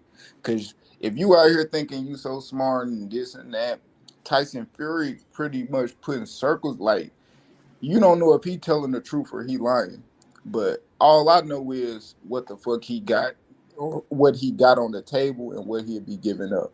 It'll be so fucking stupid for him to just throw away all that money, but it's smart.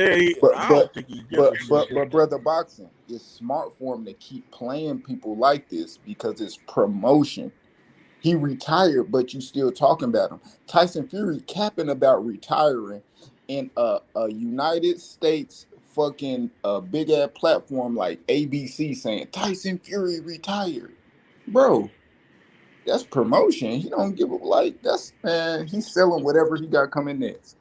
So that's just how I see it. I don't Tyson Fury, and that's why I really don't give a fuck about the heavyweight division right now. I'm gonna be honest. That's why you hear me saying Jared Anderson, because when he close to the contention and get a belt, that's when you hear me back talking about that shit. Heavyweight division ain't heavyweight division unless it's American heavyweight with a belt. That's just how I see the shit. It's cool right now. The AJ Usyk shit cool. I don't know who gonna win. I favor Usyk, but fuck it, AJ probably could win. I don't know, man. So Hey, just real fast. I know we kind of talked about it. And I'm not sure if we went into it. Is Teofimo food at 140? I know Q and I talked about it. I know we've been doing this thing. What do you think, brother? Yes or no? You know, I don't think he's food, bro. I think he could be a top level fighter at 140. Okay, I How think about unified champ. I think. See, and this the difference. He food. Tio good food. He not like noodles. He not like how I think Ryan is. Ryan is food. That nigga is food. You know what He I like the mean? Uru noodles and shit like But They're Tio, gonna enjoy that. Yeah, they're gonna enjoy that meal. Yeah, Tio is like, Tio gonna give you a fight though. If He gonna be Tio gonna lose, but whoever he lose against, it's gonna be a motherfucking fight. he's gonna be a top level dude, man. He showed me that in the Cambosis fight. Let him get in there, program. I don't know what Pearl sees. I literally like the dude watches boxing all the motherfucking time. He goes to all these regional shows. He knows gyms and all this shit. And then he comes out with some shit. The Teofimo's gonna beat Prograde, and Valdez is gonna beat Shakur. And I'm like, what in the fuck world are you in, bro? Like, what the fuck? Because Tio, I just really think that we overrating the 140 division. I really do. Pure really watched that much boxing because he probably done seen that many type upsets. In one of these days, he might be right on the upset. But those fights is nah. Tio food for Regis for sure, and Regis salivating right now. I mean, yeah, I think as he get like right now he might be food as he get like grows into. He only 25 years old. That's what we forget. He's not like no 37-year-old, 30-year-old older plus fighter. But as he get more seasoned into the division, I think he can create some damage. Though. Ain't no more seasoning than an experienced Louisiana fighter, and you know how Louisiana like they seasoning. Motherfucking Regis ain't no goddamn joke. So no, Regis is really good. He's exactly, and that's what it is. And Teofimo Lopez jokes around. Spend too much time. Hey, let him showboat against Regis. Hey, you remember Regis hit that boy to the body and he turned around and ran? Regis chased his motherfucker. Yeah. What's his name? Ruger's not playing with you, man. Like, not at all. Did Ivan Radtech and Regis fought on the Jake Paul undercard? One of these Jake Paul cards. I don't know. Man, Ivan Redcap got took out on a stretcher. Nigga. You know what's crazy to me, right? What's crazy to me is like, you think he took a dive though, bro? Hey, it don't even matter. He left on the stretcher to get out of that bitch. I think he took a dive though. I don't give a shit nobody said. That nigga was faking like a motherfucker. I don't care, get me the fuck out of there. He talking about Ivan. We talking about Ivan Radtech with the Rogates fight. Remember that shit? That shit was embarrassing, bro. That was like some Amir Khan shit. Like when Terrence Crawford did to Amir Khan, like that shit was like. See, he was not actually. That's glass thigh Amir Khan. Yeah, like that shit was worse than Khan though, because at least Khan stayed up. That nigga Radtech, he didn't even try to get up, bro. Yeah, like because he had to get the fuck out of the ring. Like you do, like bro. I gotta get out of this motherfucking fight. He had to get his paycheck too. He was getting a guaranteed paycheck, so fuck it. Nah, like Regis hit hard, bro. He did all this fine. Regis did hit that nigga hard. Hey, I ain't gonna lie. That's just a test to what Regis doing to motherfuckers. Hey, I think Regis gonna be like. He gonna get a lot of these problems at 140. Man, he already know Jose Ramirez was running away from him. He been one of Jose Ramirez. Remember, Jose Ramirez was the only one who didn't enter the Super Six. Yep. You know what I mean? So that you already know he was running I for think Regis. I He think was Jose running. Ramirez is really gonna go to 147 at this point. I mean, So I you don't know know. it's crazy, man. Like how much talent there is in the young people. How they like in the really you got teenagers who are showing a ton of promise. Young kids who are fucking champs already before they're fucking 24 and 25-year-old champs. You know, undisputed guys. Like when Smoke. it comes to the talent, the sport's in really good hands, but the business is all fucked up. Man, the bit hey, but see, Smoke, something that can counter the business is the fighters wanting it. And that's when and that's like you just said. You said the teenagers, you got Bam, a teenager took a championship fight on short notice. You got fucking Devin, a young under 24, Shakur under 25, or 25, bro, champions. And they did what they had to do to put themselves in position. So I'm banking on them to be the leaders of the new school. People that actually follow behind that blueprint, actually seeing Devin, Bam, Shakur, knowing the shit they gotta do to be champion and do the same thing. That's what I'm really, with it actually being in good hands like that. That's what I'm really. It's just the day. It's just broadcasters. Like who's going to like right now, man? There's 3 broadcasters. We back to some really weird space. Like it was like if you think about it in 2019, you had people talk about how Showtime was going to go out of business because all the talent went over to Fox, right? And everybody wanted to just fight on Fox cars, and only Tank was the only dude over there. Tank and the fucking Charlos. Even Charlos had went over to Fox for a minute. Mhm. But yeah, but now like Fox is out of the business. The Zone is not the same. What like the Zone was spending big money to like try to buy their way into a market that didn't really work out. Really, ESPN has been chugging along, but I think there's too much talent now. I think there's like I don't know, man. It's gonna be like we're gonna get fights, but are these fights gonna be televised? Like who's gonna be fucking airing these fights? Yeah, I think so. I think it is though, Smoke, because like when I look at it like this, I I know I know in a sense that Matchroom, they ain't been able to do their little shit over here and get certain fights. But like I heard you saying a few days ago when you was talking about like, man, fuck it, let Spence and Bud go fight in Dubai, let one of them pay for it. That's what Eddie Hearn already ahead of the curve on, doing a little bit of that, getting some fights over there, letting some of the Saudis, letting some of them guys in Dubai build arenas, pay for some of these fights, and trying to get, them actually wanting to look good in the eyes of the Americans by putting on some of these fights in these places and shit like that. I think those are some of the ways we're gonna see the sport grow, and like the strength and numbers of these young guys, and knowing they actually have to make some of these fights. Granted, some of them won't. Top Rank got a decent stable. Uh, PBC and them got a decent stable. But how long can they do that before some of these certain fights and these fighters start demanding these fights that's going to take them to that next level? Because they going to plateau due to the opponents that they're able to fight. But it's all about who you fight. They gonna have to, they gonna have to do that, and kind of like with the undisputed man being so kind of coming popularizing the sport when it comes to promoting certain fighters and doing that.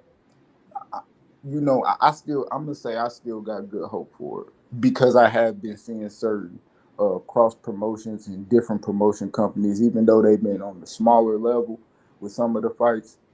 Granted, I have been kind of seeing them, so. Uh, Man, I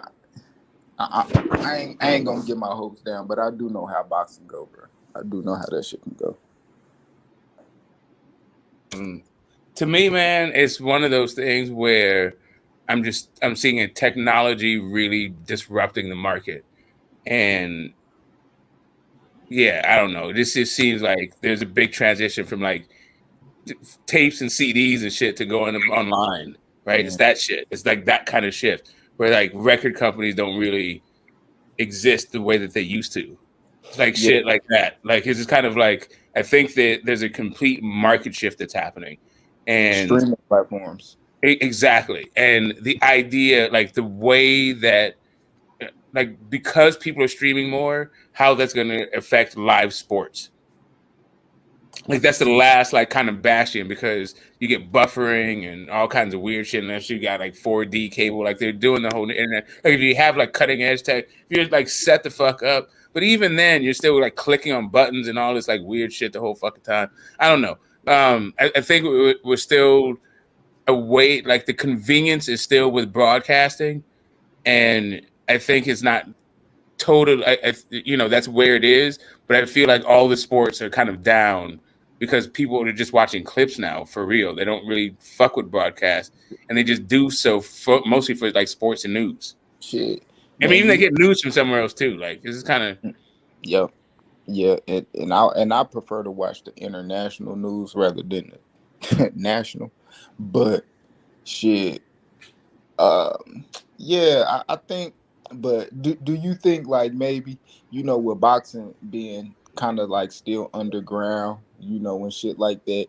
Do you think and then kind of seeing like some of these promotional companies actually you see like PBC uh to buying their own tickets and reselling them. You see people say Eddie Hearn and shit do the same thing, buy the tickets, reselling them on the third market shares and stuff like that.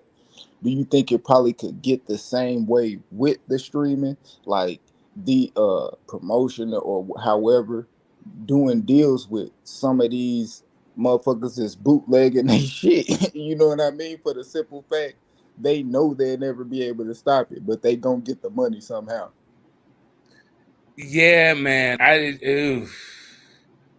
See, it's not it's kind of expensive content. Um, like if you think like like Netflix is putting out like they're giving $80 million budgets, $120 million budgets. Like PBC got like a 160 from fucking Fox, another 120 from Showtime. You know what I mean? Hey, Um, Smoke. yeah. So do you think it would be a good idea, say Netflix collab with them, like they say they doing a pay-per-view, whatever the fuck. Netflix stream the shit on they shit. You could buy the pay-per-view on Netflix for $50, whatever the fuck. Watch that shit however many times you want to. Do Well, you I don't think think that Netflix needs a pay-per-view model. I think hell no? Netflix is just trying to get more subs, so they're just looking for more content. So for the play for them would just be like, oh, here's an entire market we haven't tapped yet, live fucking sports streaming. Yeah. Do you think they maybe or some like that? Maybe Hulu kind of do it. Yeah, yeah, ESPN. yeah. It's just whoever is the first to do it. I mean, I think that's where the entire thing is going, but it's just like that's what I'm saying. I think that Top Rank is actually suited for the future because the Yeah. ESPN Plus app, and then they have the broadcast arm to it, so they're serving both fucking markets. And not only that, they're serving the demographic for that network, the 18 to 35 group, like male shit, right? 18 to 35 men. So Yeah. like they're just like they're hooked up. Yeah. But these other Yeah. places, these other ones like the Zone, all a sports only fucking app that only really has niche fucking sports. Mm-hmm. Nah, that's not gonna really work in this market. We cost too much. And Yeah. then Showtime is not even a sports channel. It's like it's fucking So Steven much. Espinosa's vanity fucking project. Mm-hmm. Cause it's like movies and shit like that. You Yeah, still get and original like. programming. Mm-hmm. Uh, but that shit. But I ain't gonna lie. I think all of that shit fit. I think it's still like how you promote it, how easy it is for people to digest it, how easy it is to access it, control it. But it's it's so much fucking money when it come to promotion, getting that shit off the ground. That's why, like, with the zone, like Top Rank, like, yeah, like you were saying, Bob was able to, man, like get right there on that curve, even though he was still kind of late. Like he still was earlier than everybody else. And as you see, they model being able to sign certain people, and then when you actually see that it ain't even gonna be no more Olympics when in 2028, like it's all that shit gonna switch with actually how we getting fighters, promoting them, building them up, and you actually gonna have to. It's gonna be a different way of matching them because they gonna be way more inexperienced with not getting a lot of that amateur pedigree when we talking the Olympics. So that it's really gonna change, and it's all about what you do now. That's gonna lead you in this next shit, the next decade. Yeah, it's gonna, man. The amount of and what I think is going to happen is the trajectory that I see is a lower quality of product, but guys who are more capable of selling themselves, who get more charismatic figures that don't fight as well. Yeah, but you would get them Like guys. more Ryan Garcias, Yeah, basically. and you would see them guys too, like Abdullah Masons. We talking 17.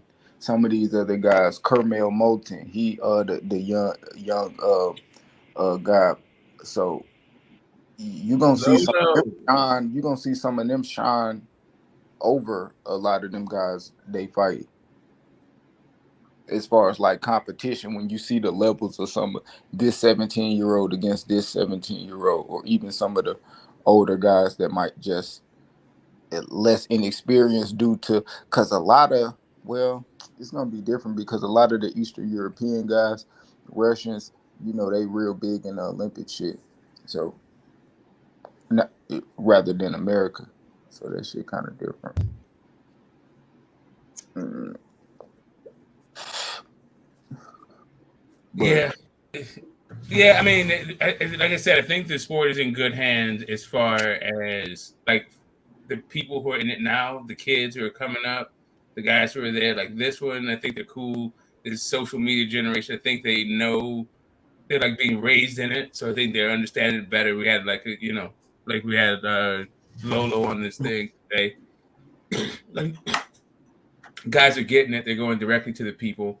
Um, Yeah, I'm just, just moving forward. It just seems like um, we need for a lot of these guys. We need for like the Sean Porters of the world and shit like that, or the Danny Garcias, to become fucking trainers. Like Roy Jones, but it's hard. Not even Roy Jones. Like Bernard Hopkins. Earl Spence is the T Buds. Them actually be trainers. Well, Earl more look like he want to be more the promoter. Bud look Yeah, like a trainer. exactly. Window. Bud looked like he don't even like. He feels like he's a better trainer than fucking Bomac. That's what it looks like to me. Shit, we seen it in the Maurice Hooker fight, kinda, but Exactly. That's but exactly what made me think that. I was like, hold up a second. Is yeah, he just did he just take Bo Hooker away from his trainer to tell him some shit? And is Bo Mack just looking there like boo the fool? How this whole thing goes down? Isn't that your trainer? Like, what the yeah. fuck? And Bomac looked like he got the attitude, especially with like Mo Hooker, kind of being like, I'm working on this shit in the gym with you, and you come out here and you do this, you 3 pounds over. He probably in the corner like, man, yeah, you talk to this motherfucker, cause right now, right now, this motherfucker ain't been listening to me for 2 months. God damn it, shit, it would be like we did, cause man, I don't know, they don't really. I don't know that like with Bud them teach, bro. Mo Hooker don't fight like that, and you can't change no guy. So yeah, but yeah, Bomac, I don't know. I don't know, bro. I don't know. Yeah, man. I'll tell you. I'll tell you what it is. I'm gonna put the best face on it that I can. I'll put it that way. Um, I But think he's like LeBron. Like he's better than the coaches. He actually makes his coaches look good. Yeah. Hell yeah, it's goddamn Bud. And I think a lot of fighters do that shit. You Because know, you can tell, like Derrick James, like to put it into perspective, like if you look at Derrick James's guys, they kind of you can tell it's the same kind. It's they have that kind of style. Frank Martin kind of looks like a Errol Spence 2.0, for a discount version of fucking Errol Spence. Charlo was looking like a lot like that too. Whereas Bud, none of other fucking none of Bomac's other people look like fucking Bud, and they all fucking lose. I think Bud he is better than fucking Bomac as probably a fighter and trainer. shit, well, I can't stamp that trainer shit yet, but you know what I mean? Like it still take time. Like I done seen more Robert Garcia fighters lose than that. Yo, can y'all hear me now? Yeah. Yeah, what's up, peace, y'all? Good morning. What's good with you, man? Man came to talk shit to Smoke cause he got a debate coming up and he better not lose cause I'm gonna talk shit for a whole month straight. I'm gonna make sure that I finish. I'm gonna make sure I ain't got nobody in the studio just to get online and talk to Smoke. If he lose this debate, boy. He said, boy. At the same time, I don't want to deprive you of entertainment for a month. Shit. But I might have to though. My bad. Shit. Hey, Smoke talking so much shit. He got a debate for 1,000 niggas. They hop on the line. You want get this Smoke? That's his name. I said, when I was watching everything boxing yesterday, and the dude was like, I got a debate with this guy. I don't know his name. And Keon was like, oh, boy, you got a debate with Get This Smoke. I was like, oh, shit. I'm really Smoke about to cook him, though. I got Smoke. And I said the same shit to her in the chat. I said, I got Smoke, and you better not lose. He better not lose. I got Smoke gonna cook his ass. It is his debate, but it is my debate to lose. The topic is just kind of like, for real? Like, Boots better at switching than Terrence Crawford? I mean, I guess. I'd have to really fuck this up. I don't know. I don't know. So you chose Boots over Terrence Crawford, or the other guy chose Boots? The other guy chose Boots. I don't even know who it was. Like we just we don't know each other. Like knockout set it up, but it was his. It was his topic. He wanted to talk about Boots being better than fucking Bud, but nobody would take it. I don't know why. I don't know. Whatever. It is what it is. I feel like it's a pretty easy fucking. But see, I think it's cut and dry when you say better equals experience, right? Oh, that's kind of similar. I don't know how he's going to describe better, but I don't know that he's going to be able to get the point across that it's actually better than Bud. Like, right. Without going too much into it, like it just took 10 minutes. Yeah, I know you don't want to give your stuff up, but yeah, I feel you. Niggas be in the crowd lurking and shit. They can't wait to go back and tell them Smoke said. Yeah, I have people who delight in my demise, right? I also have people that want to see me take an L. So, like, I have to make sure that I keep them I have to stoke the fire, right? I have to make sure I keep the wood. Keep the form, right? I have to make sure that they just keep wanting it to happen. Yeah. Oh man, and I know it's a lot of mob members ready lined up. Can't wait to talk shit. Man, hey, that nigga already down 2 rounds fucking with Smoke. I got Smoke on the fan, but already Smoke got to definitively lose up there while he cooking. but that's something I doubt. Like, you know what I mean? Like, I know how Smoke coming, so you really got to be elite. And I ain't never heard the dude. I ain't saying he ain't good or not, but I just haven't heard him. Smoke been around. Everybody knows how he coming. Smoke coming, the motherfucker. And he coming with some shit. So yeah, I got Smoke up 2 rounds already, man. I got Smoke up a gentleman's 30, but the guy got to win that shit. It's like you got to beat the champion. Right, Smoke. right. And my thing is, I wonder if he coming out of echo chamber, like everybody in that side of his echo chamber. Boots is this, and Boots is that, and he need Yeah, to fight. And I'm like, he got a bunch of wins on his belt. I can't say that, but I hadn't seen him, you know what I'm saying, like really just get down like that. You know, I seen him whoop niggas' asses, but I ain't seen him just, you know what I'm saying, a chess match like that. And if somebody can point me to that fight where he was in a chess match, and I go, you know what I'm saying, go study that fight. But he might try to bring up that him and Bud fought Delorme or something like that, but that you know how I that. don't know. I mean, whatever it is, it's not going to be enough. I don't think. right. This is fucking Haney Cambosis, man. It's kind of like, again, like the fact that you chose this fucking topic is just kind of like, come on, man. Like, Hey Smoke, don't beat him with a jab, Smoke. You better put some extra on that shit. I want you to work. yeah, nah, man. I want to see some You Floyd. know, I want to. Hey Smoke, I want to see Floyd Gotti. I want to see Floyd Gotti. Quit playing. no, you Hey know, Smoke. I feel like I'm debating the guy, but it's all entertainment. So like really, right now the best performances have been Ricky Williams and BFTB, and so I'm like kind of competing against those performances, right? It's Yeah, not just the guy in front of you; it's everybody who ever did it. facts. Cause one day they might want you against you know what I mean? Yeah, you know. I want to, after the series all said and done, I would like for mine to stand out, right? Not just this guy, but you know, I want to make sure. Okay. Well, hey, what kind of food you cooking though?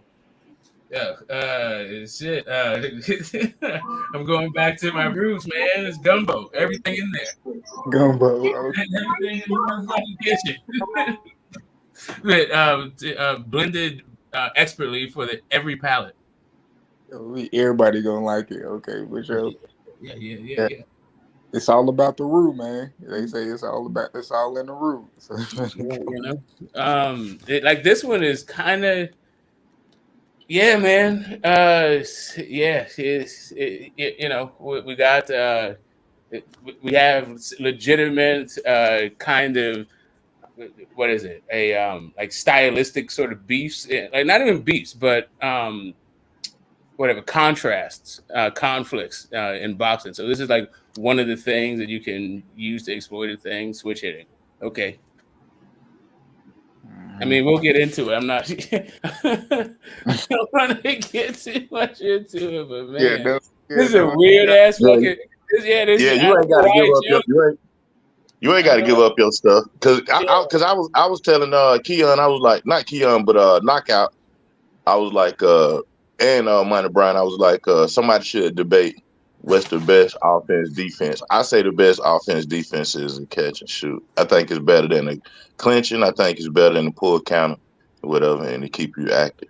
But I mean, it's up for debate. So man, hey, well, yeah, and I can and hey, and I love that shit because I say Evander Holyfield got some of the best catch and shoot and shit. I ain't gonna lie, Tio. I like how Tio catch and shoot. yeah, that boy, he did his thing the other day. Yeah, I like how Tio. It's shit. I like He was, that. I like how getting caught. He was getting caught shit. trying to do that shit, but he figured out his time, and I think he back with a good time.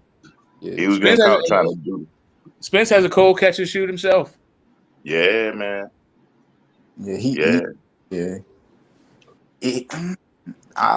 Yeah, he do. I think Tank need to learn how to do that. There, so he won't have to be so mobile. Tank will pull counter. All right, yeah, because you know he got that from the gym. That gym they from. You know what I'm saying? Devin Haney is as well. He slipping counter too. He'll slip that shit. Boom. Mm-hmm. Tank, Tank. He like better. Like Tio. Like the thing with Tio, people say Tio footwork not good. Tio footwork isn't good defensively, but offensively he got good footwork. Where especially how we use his lead hand, all that shit. Mm-hmm. Like, how we get his offense off, but defensively his footwork is not good. But His transitions are fucking out there too, man. This dude, he on the yeah. rope. Yeah, Yeah, can you imagine being Prince Nassim Hamed and Roy Jones, but slow? Like that's what he is at 140. I ain't gonna. Nah, I don't know. Yeah. This ain't slow. Because they're gonna get faster. It's gonna get faster. What rank was Campbell's? Like 20, 25? Nah, they're like 50 something. Like that dude was like number 6 in Mexico. Right, yeah. So it's gonna get faster for T.O. I hope that his dad told him. Yeah, it's gonna get faster. It's gonna get better. They're gonna punch harder. Like all that time he spent squared up will get him knocked through the ropes. Right. T.O. hands not slow though. They weren't that they left hook was fast in them bit. They weren't at 135. They were in this last fight though. Man, did you see that overhand jab drop that nigga? Yeah, man. Yeah, I did. Did you see how that dude is slow as shit?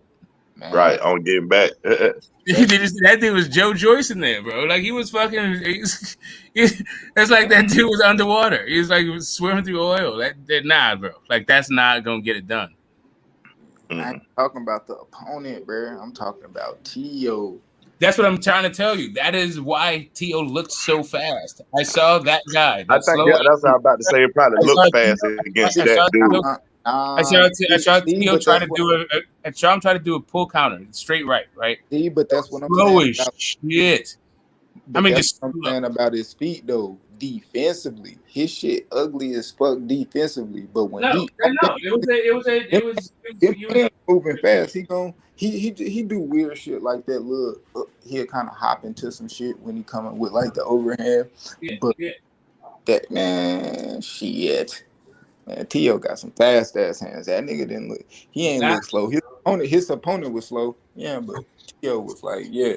On me, I'm watching. But just imagine the tempo picked up if he fighting like I watched this shit with my wife, and like I said, I've been watching this shit twice with her. Like I watched the Ryan shit with her. Like on me, she was like, yeah, hey, T.O. fast. She's man, T.O. fast for them hands. Okay. Come on, man. Come on. You gotta coach it. You gotta coach I was saying, I ain't gonna lie, Smoke. I was saying that during when I was watching the fight with Money, I was saying that shit. I was like, that nigga got a fast ass left field. The body shot kind of fast, but it was like he wasn't able to get it. Was hitting dude fast as hell, but it seemed like his feet wasn't allowing him to move out the way after he hit the dude. You know, it's like move. You know what I'm saying? Yeah. No, to me, I was just seeing the shots that he missed by a fucking mile. Because while you saying no shit, he was throwing them shit hard as hell too. Yeah, exactly, exactly, and it just took forever to fucking to just cross his chest. Like those crosses, man, it was kind of like, man, what? I don't know. He just seems a little bit muscle bound at 140 to me. A little bit muscle bound, make the water weight something, and he wasn't even 140 pounds. Yeah, what he come in at like 138? Yeah, no, well, he weighed with 138, so he's probably like 140 something, like when he came in. Actually, I think he decent. He decent. I want to see him fight Barbosa. Now, when he fight Barbosa, after that fight, yeah, then I'm gonna say, but Barbosa he can box. But the thing with Barbosa, he like to fight too. So it depends on how hard T.O. hit him, and if he stand there, he gonna that motherfucker there and bang with his ass. But he got to go a little faster though. I think he need to be trying to get some top 5. If he gonna get some stain in 140, he got to at least try to get in the top 5. Fight them top 5. Yeah, he got to fight him, Jose Ramirez, or he said he fighting December 10th. So, I ain't gonna lie, I'm December 10th. I want to see Barbosa. Barbosa just fought like last month. So yeah. I want to see that shit. Him and T.O. Because Barbosa said, really, the reason why Barbosa fought that late, because he said he was waiting for T.O. on me. T.O. actually could have fought Barbosa on his first fight up. But I guess either T.O., Top Rank, whoever the fuck can do it. Barbosa sat out and waited for them to give him back an answer. And he has said it. I seen a couple interviews. He called T.O. a bitch, all that shit. So that's the fight I want to see. I want to see him and Barbosa. See, here's the thing: you can't. He's trying to. Tio just needs to figure this shit out, bro. Like He needs to figure his corner out. He needs to figure out his PR out. He needs to figure his entire fucking approach out. He wants to fake it till he makes it, and then at the same time, he wants to let us in on what the real is and how we broke. It's kind of like, man, you gotta figure this shit the fuck out. Like if you Yeah, you really gotta switch that team up. What do you say? Smokey spent $250,000 on the Joy Campos camp. Yeah, Like, this what? Y'all motherfucking should leave that Cambosa on got 10 promotion. million off your fucking dumb ass. Yeah. I mean, I don't man, know I what the hell don't they know. were thinking about doing that shit. See, I can't think about none of that other shit when I'm thinking about him fighting. Like only thing, No, only I'm thing just saying. about Tio Smoke, only thing about Tio that I worry about him when he going in the fight is the fact that he delusional about losing to Cambosis. So No, that's not. That's what the that's issue. really that's really What I'm saying is only. this: that guy, him acting like he's calling his shot and all this other shit when he has a long term fucking contract and he's not like self promoted. He's just a contract fucking fighter. He's going to be fighting who the fuck Bob Arum says he's going to fight. He's like, oh, I'm going to do this and I'm going to do that. Man, no, you're not. I mean, shut your fucking dumb ass up. Barbosa's there. Barbosa's there for a fucking reason. You're fighting Barbosa. Yeah, all that. Like, Yeah, get your fucking shit together, dude. Like, stop but all the fucking cat. yeah, okay, and see, I like that too.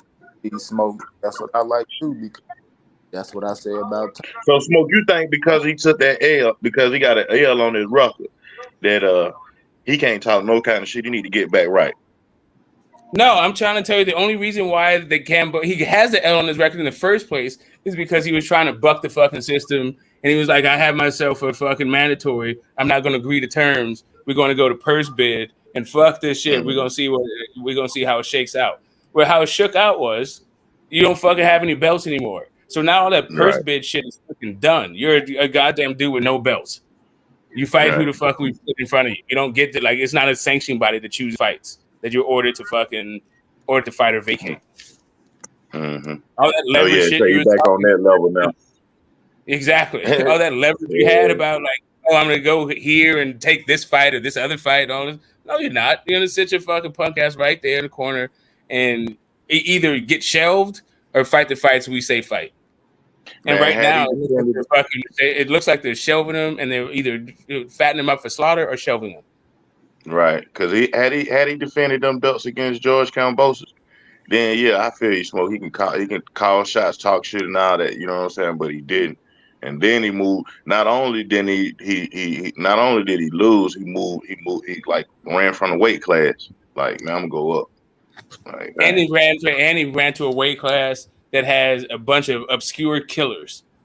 Right. No matter what happens to your fucking ass, or he gets dog walked, no one's gonna watch. Like, I wonder who gave him that advice to do that though. Because I know they say a lot of boxers control their own career and stuff, but I'm saying like that advice, like just go to 140 and other than saying, man, we're gonna get this weight right, we're gonna get you the right 135, man, so you won't have no asthma problems, so you won't have, you know what I'm saying? They suggested he get bigger. Nah, because that fucking Devin Haney shit. Running from Devin. That's what he said he was doing. That's literally what he said. Everybody knew I wasn't going to fight you. I said I was going to fight you, but everybody knew I wasn't going to fight you. Okay. Huh. Yeah. That is like. Everybody know you're a liar? Is that what it is? Like, now everyone's just supposed to know you're a liar, I guess. Okay, I guess I know you're a liar now. My grandmama told me that once the person tells you who they are, just believe them. Yeah, you got to believe them the first time. Yeah. Yeah. Yeah, my grandma say that, man. Rest in peace to Granny. She used to say that all the time, man. I used to overlook it, and people get over on me and use me, take my money or whatever. I told you, they told you, show you they were the first time, baby.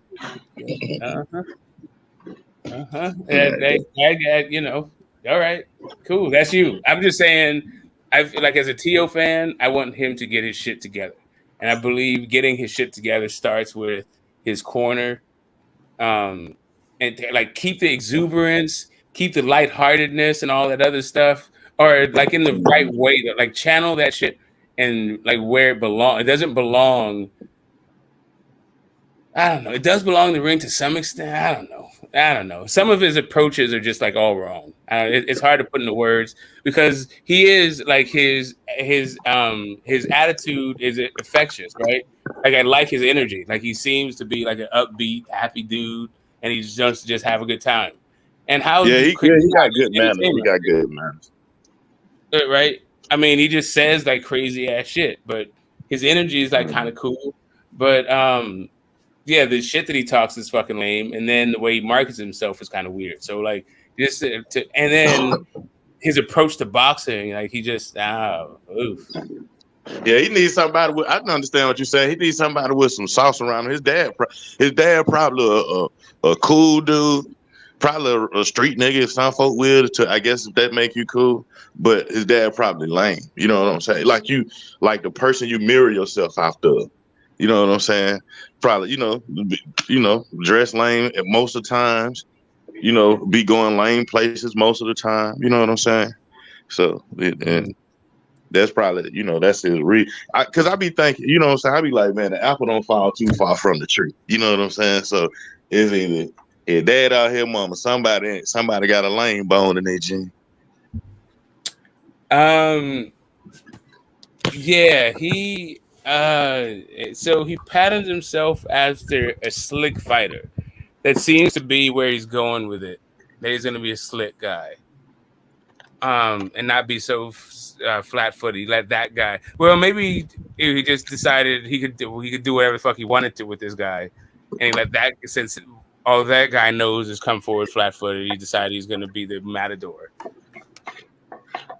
Yeah, but I think he should have. I mean, I like the dancing and antics and stuff like that, but I like, come on, man, keep your composure. That dude is not the dude to do the dances on. You know what I'm saying? You do the dances after you whipping on Cambosa's head after he got there, punch you up, and he get you back, and while you getting some, not him, not Campos. I mean, that's kind of the issue. I'm now just thinking of it in a different way than I thought of it before, because I was really critical of really the way he looked, not so much what he did. Right? I mean, the result. I felt like he went in there and he showed that the guy didn't belong in the ring with him. Right? So with all that showboat shit, all that dancing, did have the effect of, I can do whatever the fuck I want with this dude. I can I can swing on the swing and slide on the slide, play in the sandbox, whatever the fuck. Have a good time with this cat. So he did that part. He also stopped the guy. Right, so he did that. And it didn't really go like really late rounds. And he didn't really get involved in a war either. So all of those boxes, he like tick, right? So like dominating performance on that thing, and you're supposed to. What was weird about it was in the doing whatever he wanted to do in there, he showed he has real huge fucking flaws fighting off the back foot. Yeah, that nigga was catching his ass. He was backing up, he was trying to fight out the back foot, smoke. But Campos had that footwork to send his ass into the ropes without even punching. You're like, yeah, damn, how the hell the ropes get? That's how to your face was looking like, damn, the ropes got here fast than a motherfucker. But that was Campos doing that shit. I think people like Regis, you think Campos made that ring smaller? Regis gonna make that ring goddamn real small. Way smaller than Campos. He gonna have half of a ring to play with. Fucking with Regis, ain't gonna be too much middle, so ain't gonna be no two-sided ring. That ring gonna be lit as fuck. And once that shell gets cracked, it's not gonna be the same fucking effect. It's with Camper, but Regis said it was a Camper. It's gonna be, you're gonna be in a world of motherfucking where did this come from? If you thought Nakatani was trouble. If you thought we're like 7 through 11, like Loma was trouble, wait till you get fucking Regis in there cracking you upside your fucking head. Right. Or you try to shoulder roll from the wrong fucking distance with no goddamn legs. Like, see that shit, okay? And then the nigga leg don't move. I said, hold on. I know the shoulder roll takes some little movement with the waist and the leg, right? He just do it with his shoulder. Same damn problem I ain't got. You got this D- motherfucker cracking your shell, bro. Like, what the fuck? This shit look good. See, when you see James Toney do it and Floyd Mayweather do it, you know what I'm saying, all the way, even, you know what I'm saying, to the elder Joe Frazier do it, right? They don't see the little slight movement that how these folks be adjusting their hips and their feet and shit while they doing that shit. When you look at Ryan and T.O. doing it, like, these niggas just, they stiff. It's like a person that's dancing that, you know, they look like they doing the wave, but they stiff as hell while doing it. Like, that ain't the wave. That's just not the break dance. They don't know what the fuck you doing. That ain't the electric slide. Yeah. And part of it is, you know, that the James Toney, and the the Mayweathers, you see those guys after over years doing it. So like when you think of them doing it, it's when it's in its, peaks of perfection. Yeah, Right. 68 against Roy Jones and fucking beating the shit out of John Ruiz with that shit, right? Or like 47 and 54 Floyd. You don't really think of him as like 35, 135 Floyd shoulder roll and shit. Like, and not so much. So it just, I think so these guys just don't have either the schooling, the experience, or the reflexes for like the best shoulder rolls that ever were. But right. They can figure it out how to do it better situationally, and then also how to tighten up the craft. Like you said, like we were just talking about, like T.O., use your legs along with the shoulder roll. Don't just fucking stand in place. Your upper body movement and your reflexes are not the same at 140 pounds. So you got a dude who's slow as shit that can't really fight, cracking you upside your fucking head while you try to imitate Floyd Mayweather. Oh man, like it kind of like a kid that be going to the gym. The coach say, "Who you want to play ball?" Like Michael Jordan. Man, get your ass to that free throw. Matter of fact, do 100 suicides. Michael Jordan can do 100 suicides. Man. They could do all. They could do. What I'm trying to say is like they could do it for what they see. They think they doing what they seeing, but they, you know what I'm saying. But the coach ain't teaching all the mechanics of it. Yeah. Yeah, and therefore they get touched up. I saw. That clowning around was not sharp. It wasn't crisp. It was just like a lot of spinning time squared up. That whole Prince Nassim switch up styles, the shift switches he kept doing, where they're just with his hands down low. Like, don't let that be Barrera in there, motherfucker. You going down your shit. You gonna get stretched, bro. And you got guys who hit way fucking hard than Barrera at 140. Don't do that shit. Like, I got it. You're in this guy. You're in the ring with this dude. You're not gonna fight the Josh Taylors, the Prograis, the Ramirez, or the Matias's, or the Antoine Russells. You ain't gonna fight him like this. Hopefully, you ain't gonna fight him like this. Right. He better not fight him like that. That's what I'm saying. Like, okay, so if he feel good, at least yesterday he should have been back in the gym Monday. You know what I'm saying? Back in the gym, sharpening up some more skits too, watching the tapes on his mistakes. You know what I'm saying? Like, don't bask in your glory, your victory, how you did with Lomachenko. That what got him beat up by George Kambosos. Not if you're talking about you got 20 grand in the fucking bank as a champion. Man, fucking, you better. I mean, who got 20 grand now? T.O.? Yeah, that's what he was talking about. Oh shit, he went down to 20 grand. If I was him, I wouldn't pay not another motherfucker. But y'all didn't train me right to Kambosos fight, so y'all owe me some training. Fuck y'all.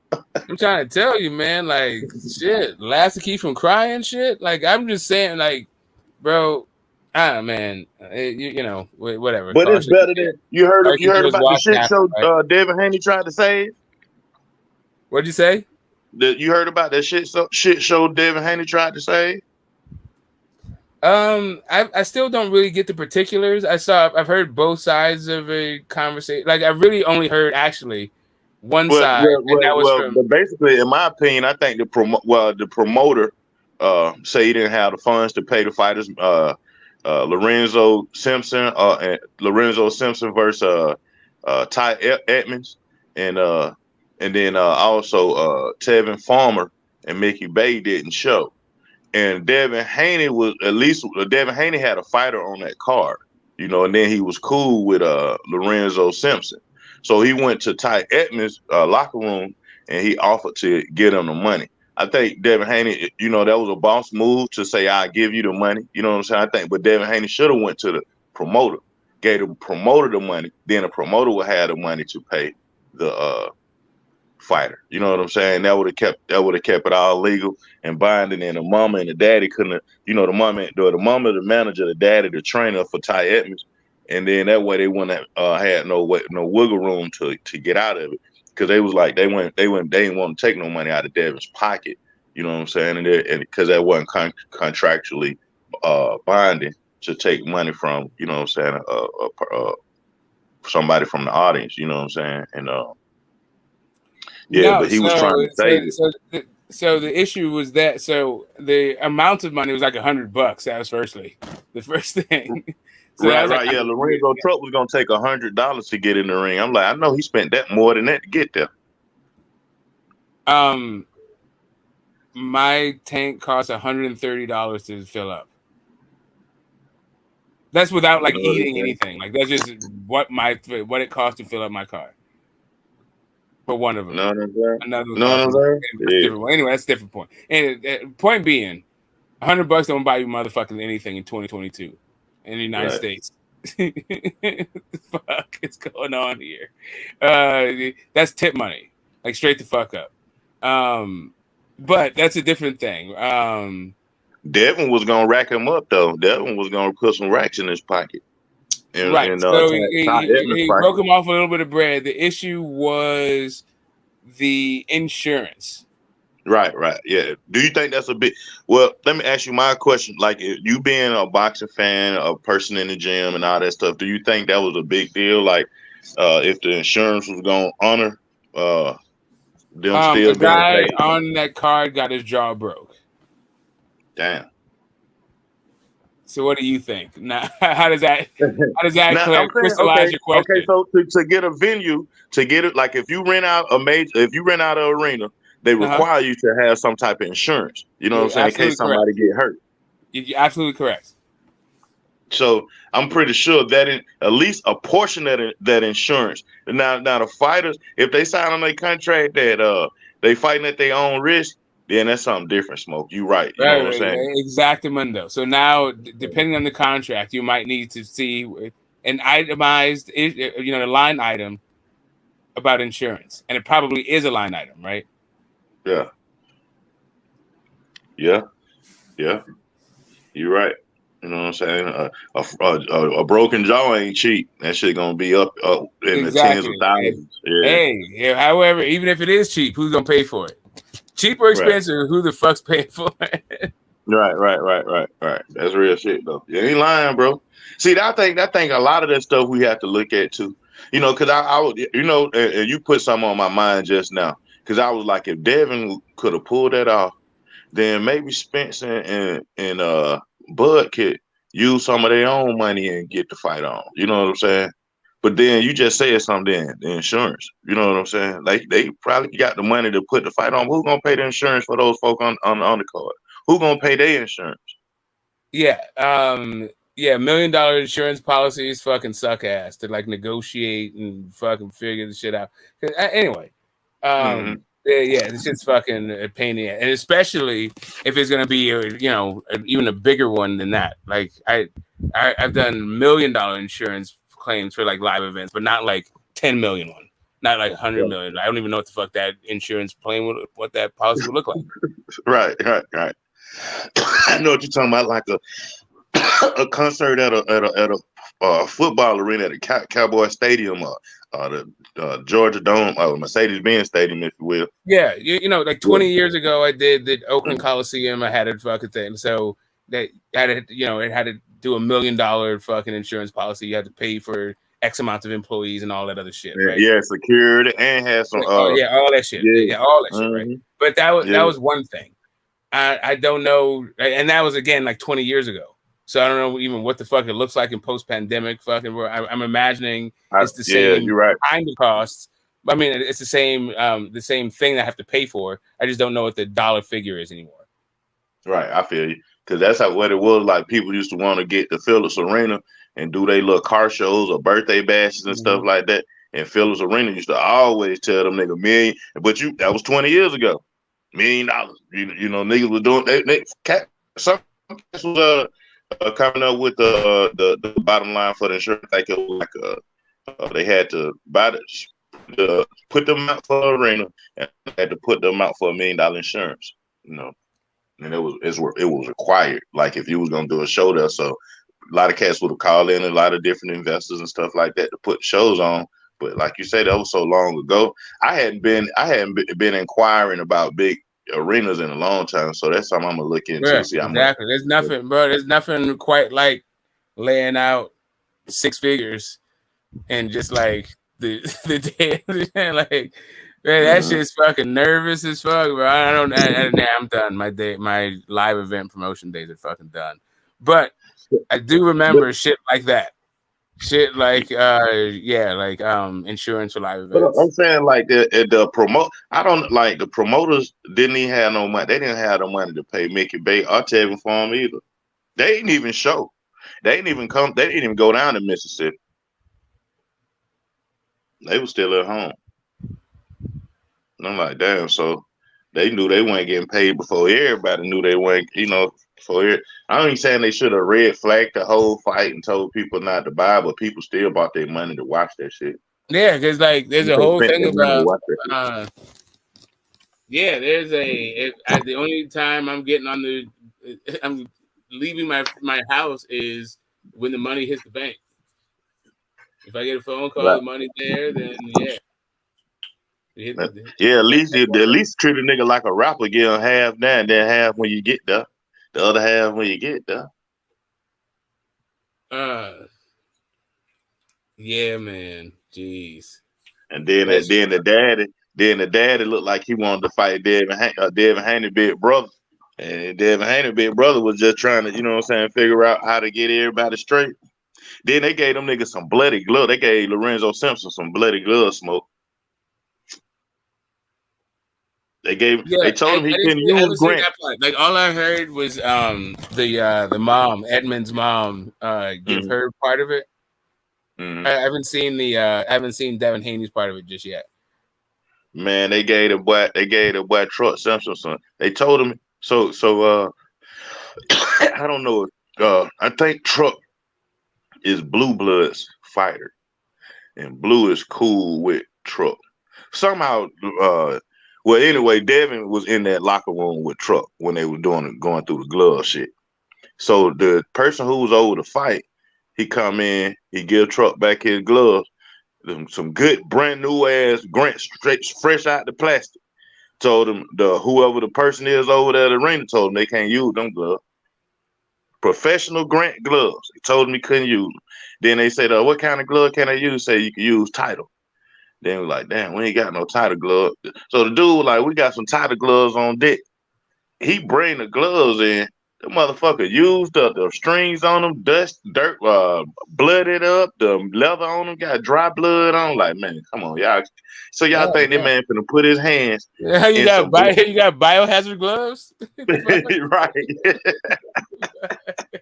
Okay. Classic Avenger. I'm like, man, boxing can't be that dirty and corrupt, man. They can't be that fucked up, man. I refuse to believe they're going through some whole rigmarole about this motherfucking about the gloves, but I didn't really quite catch what was happening. They were saying that there was an issue. I couldn't catch what the in and outs of it was.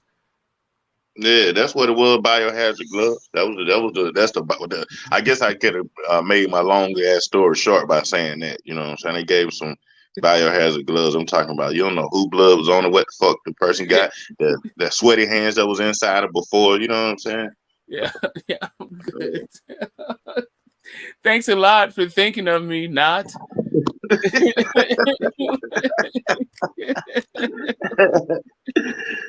Oh man. So I seen interview with Rolly talking shit about he said Rolly say he going to 140. He talking about everybody know I was too fucking big for 135. And I want to fight Spence at 147 next. I'm like, man, this nigga here is crazy, man. I fuck with Lil Shawty, man. I fuck with Shawty. But He gonna he's the talk next guy himself to into see another something. ass with Like, bro, like how many fucking little ass trolls is Spence got to fucking ruin? Like, leave these little Oompa Loompas alone, man. Fuck out of here. And he's gonna talk his way into a fucking. But if anybody could talk his way into a fight, put it like this: if Mikey Garcia could talk his way into a fucking fight, Rolly can. Right. Rolly, hey man, I said Rolly doing what he's supposed to do as a boxer. Cause as far as having a conversation about anything else, he respectful and funny and stuff. But when it comes to boxing, he act like he want all the boxing smoking. He calling out fighters, even though he may not like Rolly, crazy ass little dude that might call out Deontay Wilder. Like, nigga, you'll never fight Deontay Wilder. But it makes for entertainment. The only problem is, you kind of he has this way of making you feel bad for laughing at him getting fucked up. Like that's the only problem is you kind of suffer with him a little bit because you kind of like he sells it, so he's like kind of the draw. So you kind of root for him on some level, even though he's completely out of his goddamn mind and probably a little slow. And it's he took the shot well. He took it well as far as the dude was asking him about. I mean, they was just bombarding with questions, and they asked him about getting knocked out. He was like, man, I was landing some shots on Tank, and I didn't even see that motherfucker coming. It was like, you know what I'm saying? I'm like, oh damn. He was like, nigga said I put up my house. He looked at dude and say, man, you win some, you lose some. I said that boy got a good ass personality, man. Yeah, he's got the right personality. It's just that walk back to the dressing room afterwards. With his dad, and then he's sitting there like with a 12-year-old niece, like consoling him. It's like, oh God, this is heart-wrenching. Actually, this ain't fun anymore. Like,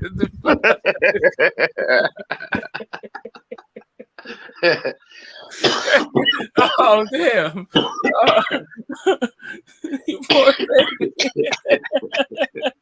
Oh shit! Oh shit! See, he gonna run into an opponent. They gonna give him the blue. They can speak English too. They gonna talk shit. See, Devin Haney would talk cold cash shit to him, but he said he want to fight with Tank again. He said he want to do it with Tank again. You know? Now Devin Haney will like laugh and have a good I don't know. I think Devin will have a good time by him. I kind of just be laughing, be entertained by him. You think if he go to 140, he get a fight with Ryan?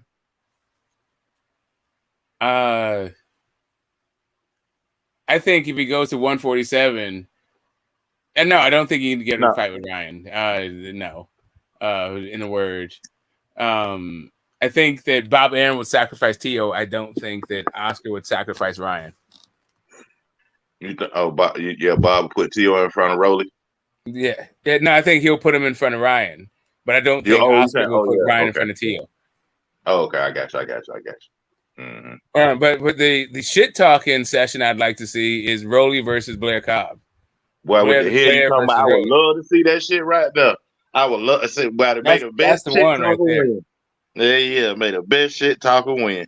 I think. Listen, now Rolly may be. He probably come in smaller than Blair Cobb, but I think with Blair Cobb being wild as he is and Rolly trying to be goddamn accurate, I think Rolly probably get Blair Cobb's ass.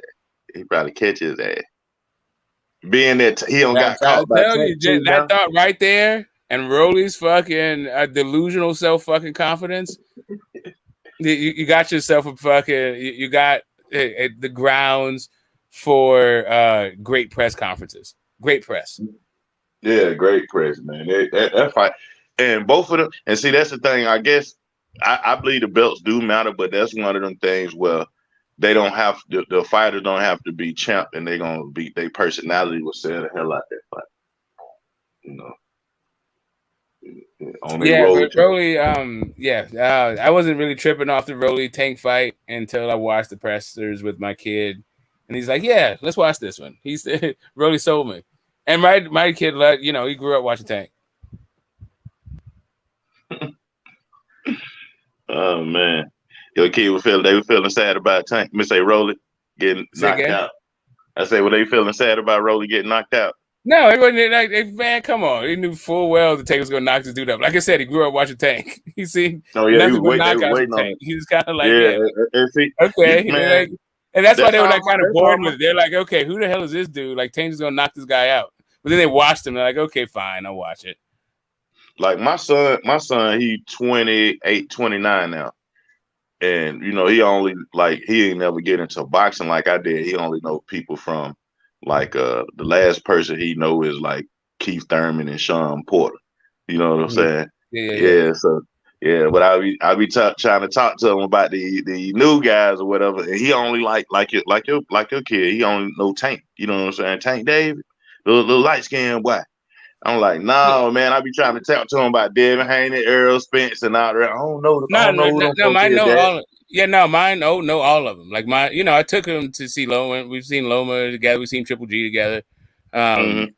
They know Damn, like he my got kid some like history. Wilder. Then he jumped off the Wilder bandwagon, got on the Fury bandwagon. My middle kid. Mm-hmm.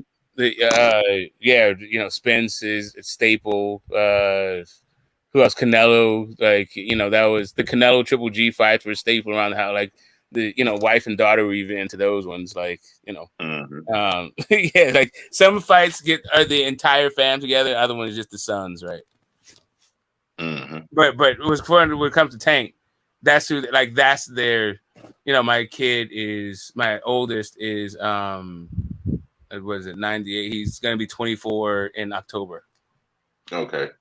Right. Yeah, so that's they superstar for this era. Exactly. That's what I'm saying. It's like his generation. That's what I'm saying. He grew up Mm-hmm. with that dude. Like that was his everybody else is old, but the Devin Haneys, the Tanks, they're all up in there. That's what I be talking about. Folks be talking about Floyd Mayweather.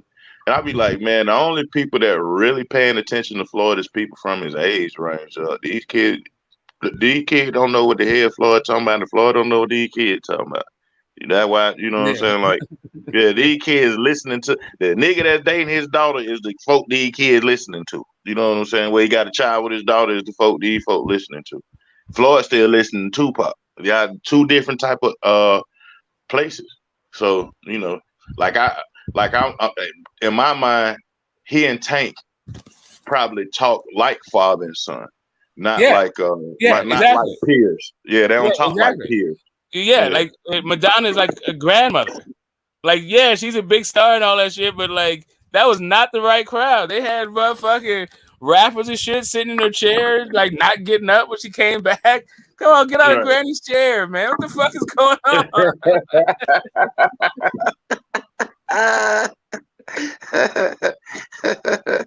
Badass fucking out of town cousins and shit. Get the fuck out of here.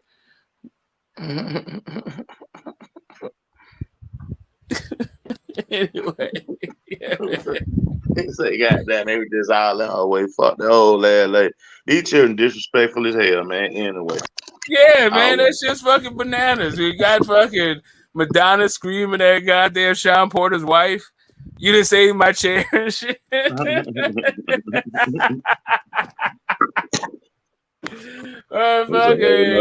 can't remember, some rapper, Trippie Redd or some shit. I don't know. One of these little dudes. First off, they didn't believe Madonna was there. And then second off, they just got comfortable in her chair. Madonna ain't at this motherfucking Madonna ain't at this man. They promoted. See, I think those folks get they be like a lot of promoters be having the inside of who gonna be in what city at what time. Like Al Heyman, the reason why I believe Al Heyman is the best, they say he's not a promoter or whatever. He's just only advisor. But this nigga used to book Whitney Houston and Stevie Wonder shows. So I'm pretty sure Michael Jackson. Yeah, This Michael is it. Jackson He was fucking Michael Jackson's last fucking thing.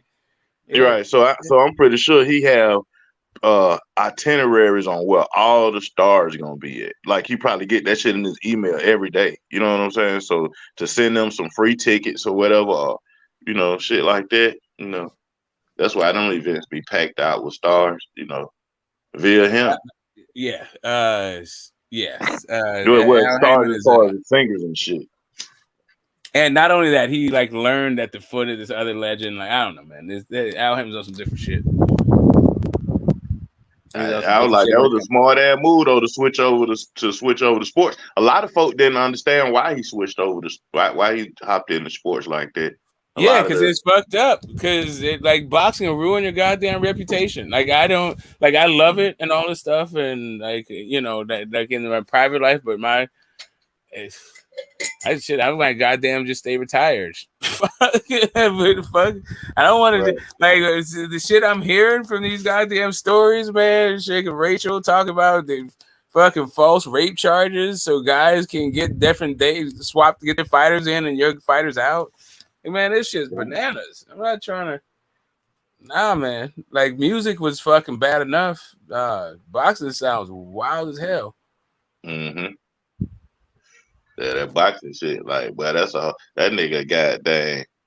At least he ain't them niggas that put the Tev that just ruined Tevin Farmer them shit. That was some jank. I'm like, in my mind, I was like, man, I wonder how much that shit happens. Can you imagine get the call and saying like, you want to sign a fighter? They're like, yeah, this fighter got a contract with Dre Prince. You need to pay him. Yo. Right, especially after Bob Allen said, wait a minute. And you owe him for like 3 fights. Like, oh, wait, huh? What? Oh shit. Yeah. How'd that happen? Yeah, Mr. Prince. Right. That's why I was listening to the little beef between Wack 100 and Jay Prince. I'm like, Wack 100 must not know the goddamn Floyd Mayweather Bob Arum story. And when Bob Arum tell the story, now a lot of people put a lot of sauce on that shit. But Bob Arum, he seemed like he was just keeping it funky all the way through. He ain't put no extra shit on there. He was like, man, them folk came through that with baseball bats. And goddamn, I had to pay the money. Yeah, and Floyd just told him to pay him, and I just paid him. Mm-hmm. All that fucking what my Harvard law education let me to conclude is that I should open up my checkbook. Yeah. Keep this shit fucking pushing. Live to fucking fight another day, man. This is the cost of doing business, as they say. The fog of war. Shakur Stevens is a Jay Prince fighter, huh? Yeah, he's got a few of them. I think Shakur. Yeah. I think Joe Joyce might be one too. He's got some crazy ones, like guys you wouldn't think. Oh, okay. So yeah, so at least he into boxing for real and not just a Suge Knight goon in boxing. Well, not just that. He knows the fucking entertainment business and he knows that whole star shit. He's not, man. I like the guys. Don't get me wrong. I like the entertainment guys, but it attracts some unsavory fucking characters. I gotta say. Right. Because like when when boxing got like real into the money and stuff like that, or when the fans started equating the boxing and stuff to the money and stuff was around Mike Tyson, Roy Jones, and Vander Holyfield making all that darn money, and then Floyd Mayweather. Let's say Oscar De La Hoya became that, then Floyd Mayweather, and now it is all out of control with everybody want to be one of those 5 people, Yeah, that's because there's not that many slots. And that's what I'm looking at. I'm looking at fewer slots and more people. I feel like it'll make for great cards potentially, right? But it's gonna be hard to come out. It's gonna be harder to become a star again. Like this is I don't know. I don't know how boxing is gonna transition into this next way to consume content. Like, but also the next wave, like the technology and true disruption, is like in its embryonic stages. Like it hasn't really caught up to where the technology is for broadcasting. So while everybody's streaming shit, the streaming for fucking live shit is still not where it's at. It's still about broadcast when it comes to that. So it's kind of like boxing is like stuck in this weird place where, in America at least, where it's not really the number one sport anyway. So it's just getting it's feeling the pinch like extra fucking hard. I don't know, and the boxers themselves are gonna be feeling this shit too. You got Jermell Charlo and Devin Haney got all the belts, and then Errol Spence and Terrence Crawford finna fight again for all the belts. Them niggas ain't that fake. Like that ain't like as far as sports goes. It's like it should. Them people supposed to. If it was Mike Tyson, Errol, and Van Holyfield and all them folks, Devin Haney and Jermell Charlo would be promoted like hell. They'll be famous as hell. Like you said, when we was talking a few weeks ago, like that weeded box type promotion don't exist no more. You know what I'm saying? Yep. And in today's time, they supposed to figure out how to make that. You know what I'm saying? Like what's the new thing? You know what I'm saying? So them people could be like, it's going viral. That's the whole deal. Like the problem is though, like these guys don't have the attribute. Like the guy who's closest to it, who has the ability to go viral so far, has been Tank and fucking Ryan Garcia and Adrian Broner. Well, I mean, from those like young guys, but like really, it's been fucking Wilder. It really been Wilder though, for real. To this day, they said. To this day. Yeah, exactly. Like not only that Brazil fucking knockout that went everywhere. That fucking that Stavern fucking rematch that started the whole him fucking being viral. Yeah. That damn clip went out everywhere, but folk were using that knockout for all kind of memes. Oh yeah, exactly. Man, they had my man doing the limbo. They had him on knee skates. They had him on a go-kart, slumped over, and they had Jermaine Stavern being the travel gnome, basically. That fucking oh man, they were like, "You knocked out everybody but Jermaine Stavern." Deontay Wilder had to do a rematch. Oh man, god, he just slumps. That press conference was good too. That was man. But anyway, but yeah, when it comes to like what it takes to break through, it's just those knockouts. You need knockouts like that. Leo Santa Cruz wasn't bad.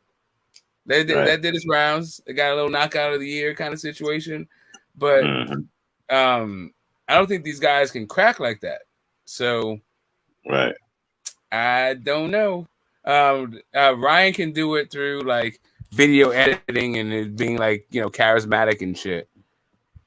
I think Canelo Alvarez could have stayed there had he not challenged Bivol and found another opponent. Nah, man. Like the reason why he challenged Bivol is why he wouldn't be there. The dude is he's at this place where he's at the pinnacle of like stardom and probably not as and he's plateaued and he might be right. I feel what you're saying. He peaked out. He ain't gonna get no bigger than what he is, and his fighting style ain't gonna get no better. Yeah, exactly. So it's just kind of like he doesn't really have anywhere to go. It's the same old shit. In order to capture the people's imagination, you got to go for the B-balls of the world. But at the same time, you're not going to be as motivated as you were when you were not in like purple and black silk tiger stripe fucking pajamas at the weigh-in. Right. That shit crazy. And then Jamal need to get on. Jamal needs to get on the ball. Fucking sports car. Jamal Charlo need to match the gas.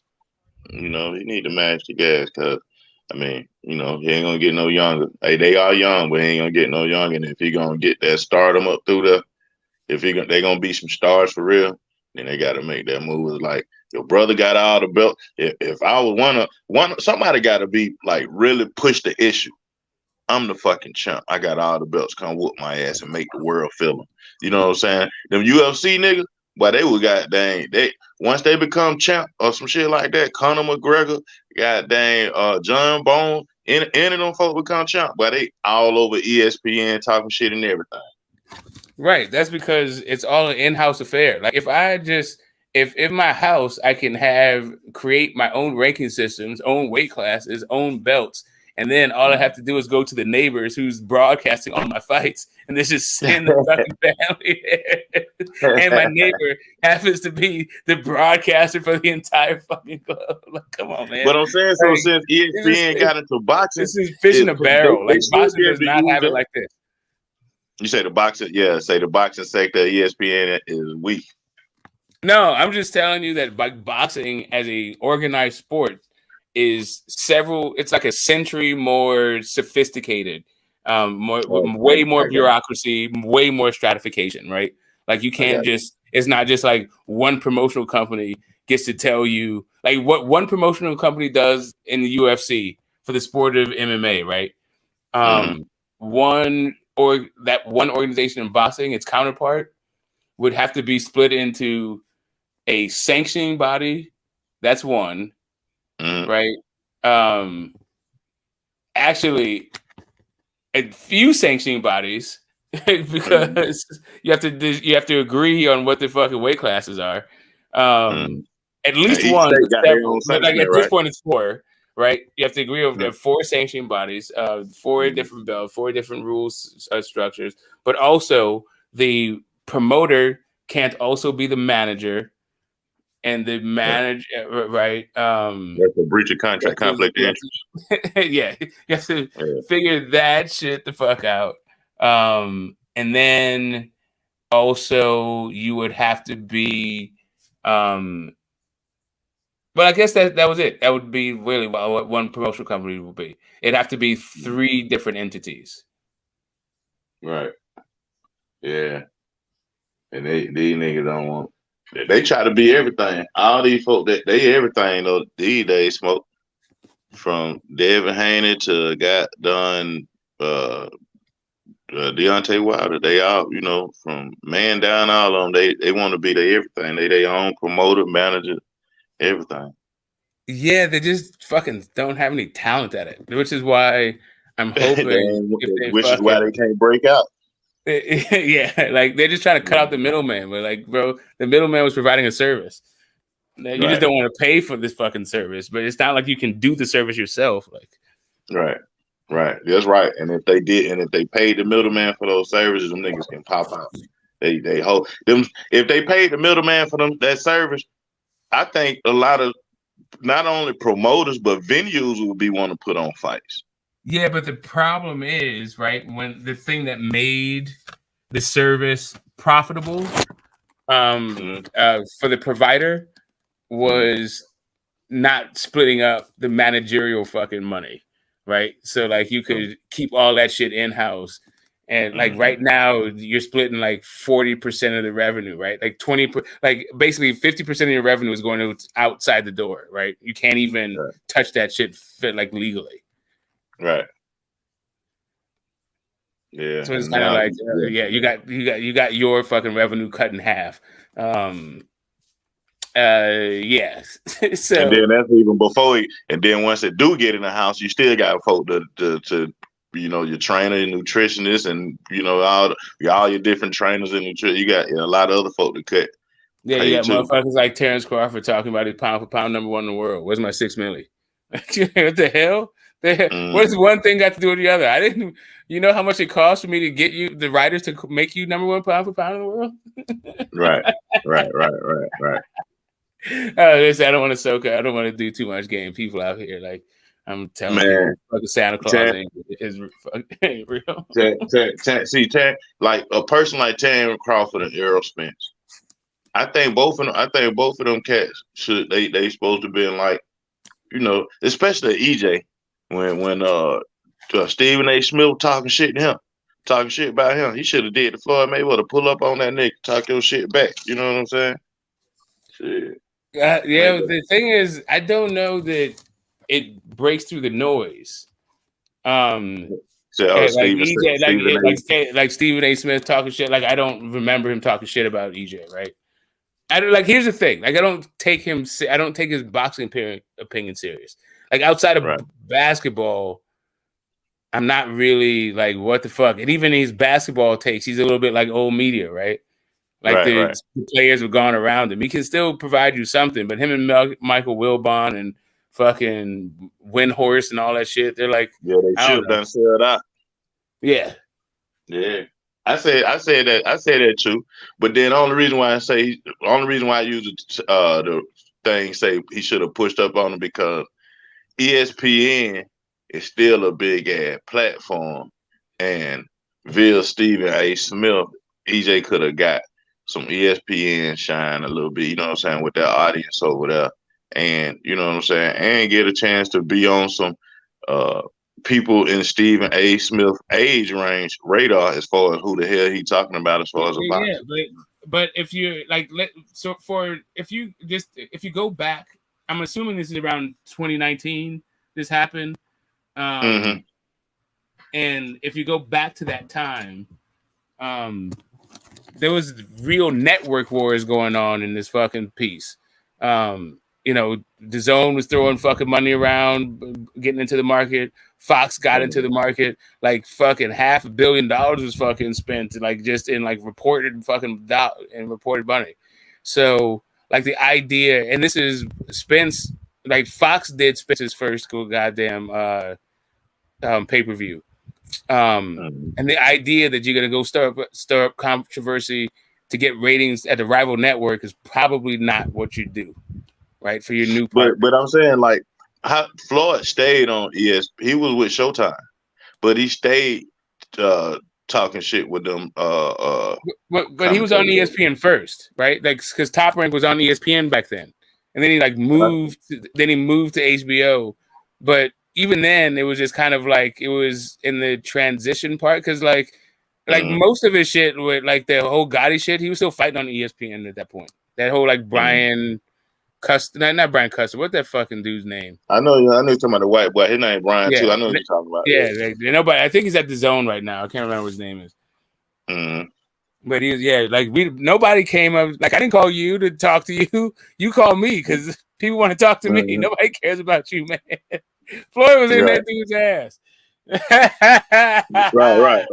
But the thing, but see that what I'm saying. So, like, who the fuck you think you talking to? Nobody's interested in who you are, man. And see that's what I'm saying. Like, okay, so like how I think Adrian Brunner did it wrong going at, you know, I ain't watched the interview yet. I keep hearing about it, how he went at the one commentator, but I think a person like personality like EJ, Bud Crawford, Tank Davis, like they need to come. But really though, Bud and EJ, like man, y'all need to Ben came up out that shy shit and start goddamn doing these interviews and you know what I'm saying, talking y'all shit back. Well, here's what really the whole thing is, and this is the issue, is that they need a PR team in order to market whatever it is they do. Like it's not like if they can't do it themselves, if they're not charismatic and they don't have the personality, they're introverts, let them be introverts. But you can show them doing shit in the way that it would like bring the audience into their world.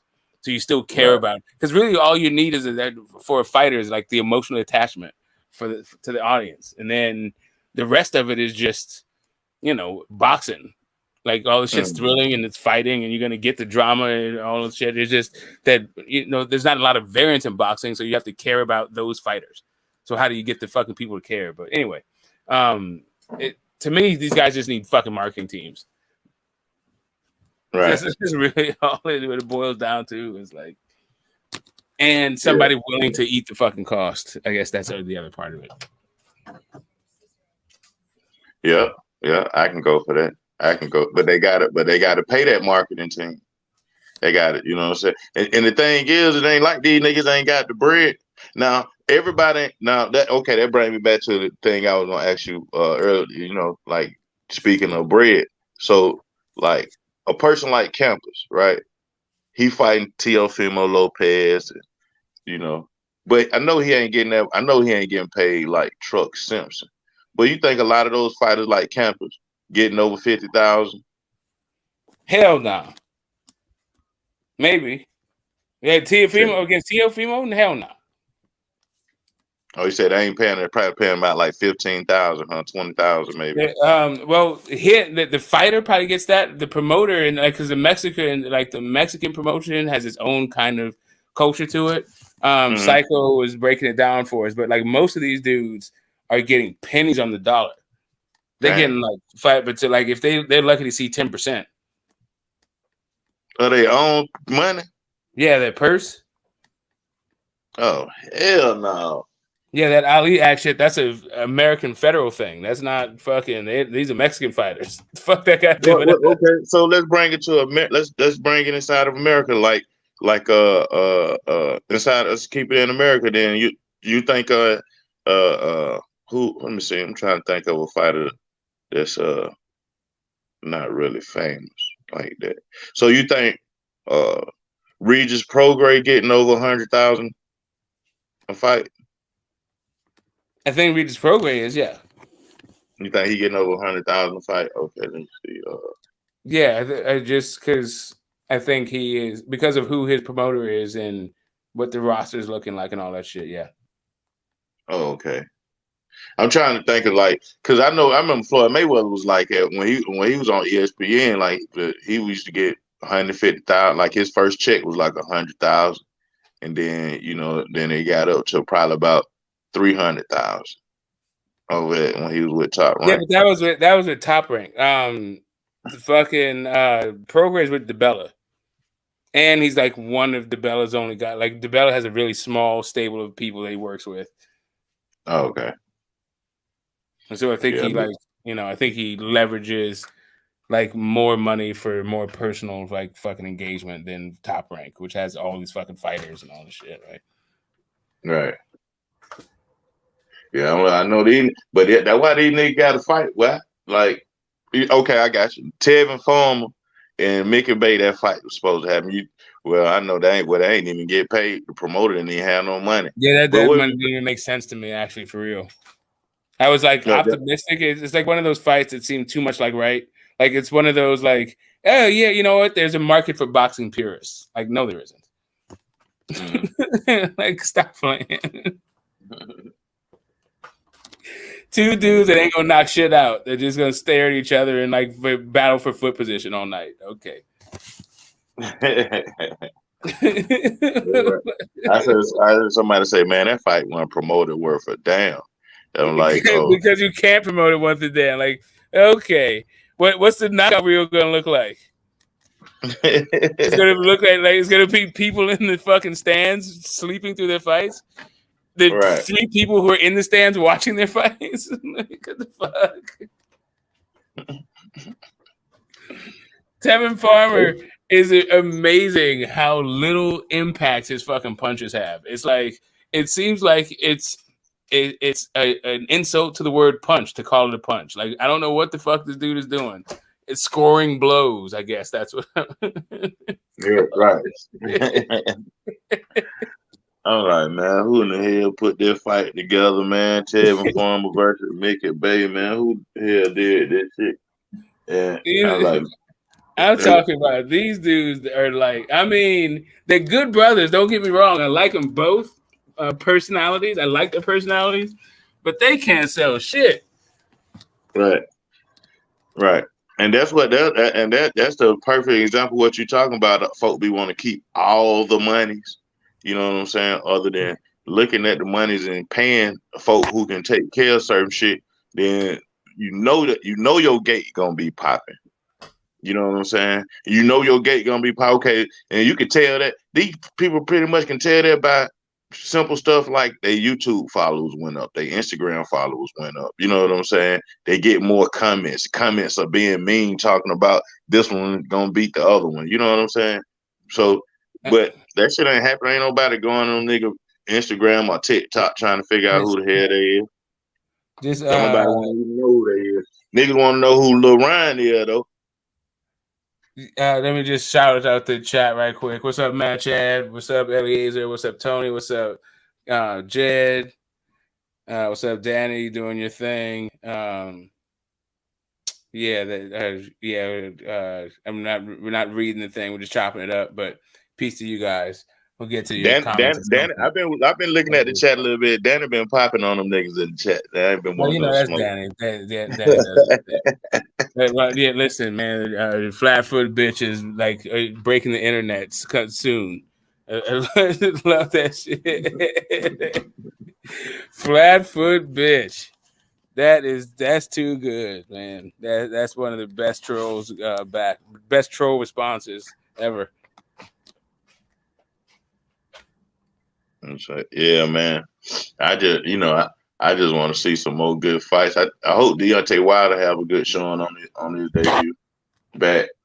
Is it actually solidified yet? They keep talking about it. I don't think it's solid yet because I hadn't seen no real promotion card about it. But people saying, they got this. Who somebody fights Saturday. Who fight next weekend? I know Triple G Canelo's coming up at some point. That's the other big one. Oh no, Anthony Joshua, right?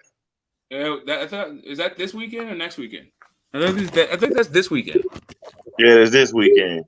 Yeah. Hey, Robert Garcia, you gotta teach Anthony Joshua how to be strong. He got to grab that nigga and show him that what the muscles is for real. Throw Usyk ass on the other side of the ring, push the referee out the way, run down on Usyk like a big nigga supposed to, and goddamn start wailing on his ass. No shit. You trying to talk about fucking Hulk smash? I think that's what's gonna happen. I think he gonna need to do something. Usyk gonna come with some boxing for his motherfucking ass, Jack. Instead of just like a pure boxer. That's what I think. Usyk gonna. Hey, I like Robert God. I like how Robert. I ain't gonna not Robert Garcia. I like the way them got that high hit gym producer. You know what I'm saying? But I think Anthony Joshua too fucking big to do that kind of shit. Like, man, you're like a big ass nigga trying to dance like a little nigga, but I know you look flicked. Somebody just joined us. Yeah, that's me. Me. Phantom, what happened? You over talk me every time I try to talk. Can y'all hear me? Oh yeah, that's the Phantom. What's happening with you? Can y'all hear me? Yeah, we hear you. All right. Yeah, I don't know. DJ Black, he can't hear me or he just over talk me sometimes. I don't know. But Smoke, why you want to see if he talking, I can't hear him. Yeah. I don't know. Something with the connection. It's like every time I get on, he can't hear me. No, we can hear you right. We can hear you fine now. Oh, let me go out and come back in then because I can't hear him. Okay. Go ahead. Yeah, I was gonna say, why do you still want to see Joshua Wilder? Why if Joshua lose this fight? Oh, because it's not just about who's number one. It's about who's number two, who's number three, who's number four, who's number five. I want to know who's the best of these generations. Man, like once you go through, like man, it's been 4 decades for me, man. Like each era has its best, but it also has a second best, its third best. Okay, so you talking about who's the best out of the black fighters? Is that what you mean? No, I just mean who's the best heavyweight. Oh, let me go back out because I can't even hear Smoke now. Yeah, no, who's the best heavyweight? Well, so right now, who's the best heavyweight? They don't know. They haven't resolved it. We haven't had a best heavyweight since Lennox Lewis fucking retired. So your criteria is basically who is gonna go undisputed. No, they also have to fight one another, right? So it's kind of like, for me, I want them to all mix it up. That's the whole point, right? That's why I'm saying even if he loses, I want them to fight because I want to know who's the better out of AJ and fucking Wilder. So specifically those two, because what if AJ and Joe Joyce? Would you want to see that fight? Well, you asked me about specifically those two, but I don't think Joe Joyce is in the running for being top 5. He's top dog under the WBC right now, I believe.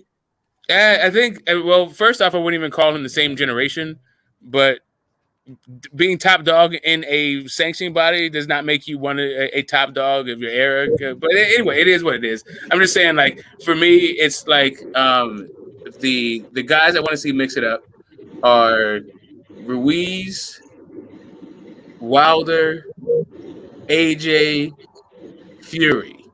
The guys who, and maybe Parker, but Parker's like falling off a lot. But basically the guys who have been champions but never fucking fought each other. But AJ already knocked off Parker, so Yeah, I mean AJ Fury and Wilder Parker, they kind of, it's like a quadruple theory on that. Like they've kind of mixed it up, but it's just they haven't fought like, you know what I'm saying?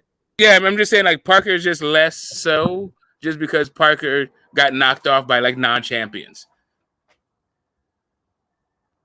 Yeah, him and Joe Joyce gonna fight.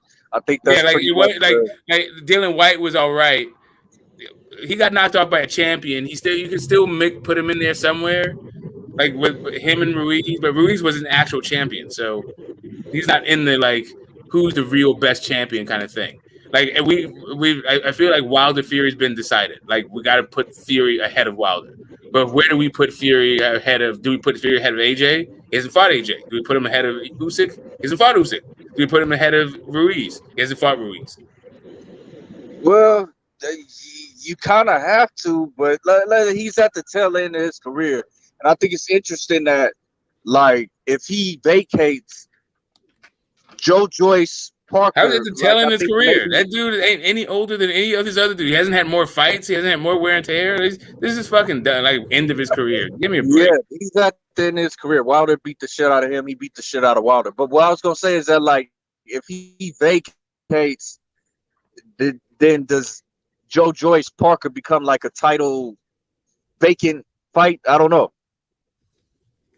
Yeah, Joseph Parker. Are you okay? So this is you want to see what's up with Joseph Parker. This is the line of inquiry you want to take for tonight. What's happening with No. conversation? I'm saying if Tyson Fury vacates, because Joe Joyce and Joseph Parker about to fight, right? And yeah, if he vacates, does that become like a title eliminator? Are they fighting for a vacant title? If I have Tyson no Fury idea. vacates? I know that Wilder's been in the number one position since he lost. So do you think that him and Hellenius would be like a vacant title fight if they were to fight? If Tyson Fury vacates? No. Neither one of these fights are going to get turned into a vacant title fight. They may both get turned into. They may be turned into an eliminators, and then they would have to fight for the vacant title. Okay, that makes sense. It could turn into we could potentially see Joe Joyce Wilder for the vacant WBC. What potential are you talking about? Like the potential that like Tyson Fury is going to retire? Like, are you for real? Are you high? The WBC gave the nigga 2 weeks, so we'll see. 2 weeks to do what? To vacate or decide what the fuck he's gonna do. For what? Because he's tampering with retirement. Okay, whatever. So we'll see. I don't know, Smoke. I don't know, dude. I guess you'll see. Like if he wanted to retire, then it's not like it doesn't take him 2 weeks.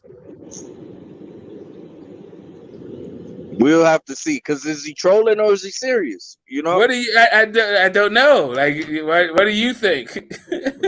I think I don't care because it just sounds like dumb shit to me. Okay, he vacated one belt, the little ring belt. No, so. man, that's not a vacate, bro. Like the ring belt will be on the line for his next fight. No, if it's not because what I've heard recently, the ring belt is now on the line for the Joshua Usyk fight. So it'll still be on the line for Fury's next fight if it's for undisputed. He's already had the twice. It doesn't mean anything. If they fight, if they fight. Yeah, I got it. Like he doesn't need to hold the ring belt. He's had it twice. Okay, so let me. If I'm getting this straight, you're basically saying that Tyson Fury is trolling and he's gonna fight the winner of Joshua Usyk. I'm telling you that Tyson Fury is not trolling. He is marketing himself. Is he gonna fight the winner of Joshua Usyk? That I think he will fight for undisputed for hundreds of millions of dollars, like for the right price. Like, yeah, I do believe that he'll be the reason why he hasn't vacated the WBC, just like he could have vacated the Ring magazine. Like he could have done all of this shit, right? If he was really interested in this fucking thing. But yeah, the reason why he's keeping the WBC is because of its marketability. Its market value. I'm not saying you're wrong, but you just gotta see how it plays out. I mean, because I don't know. For me, it sounds like depending on who wins is gonna determine what he's gonna do.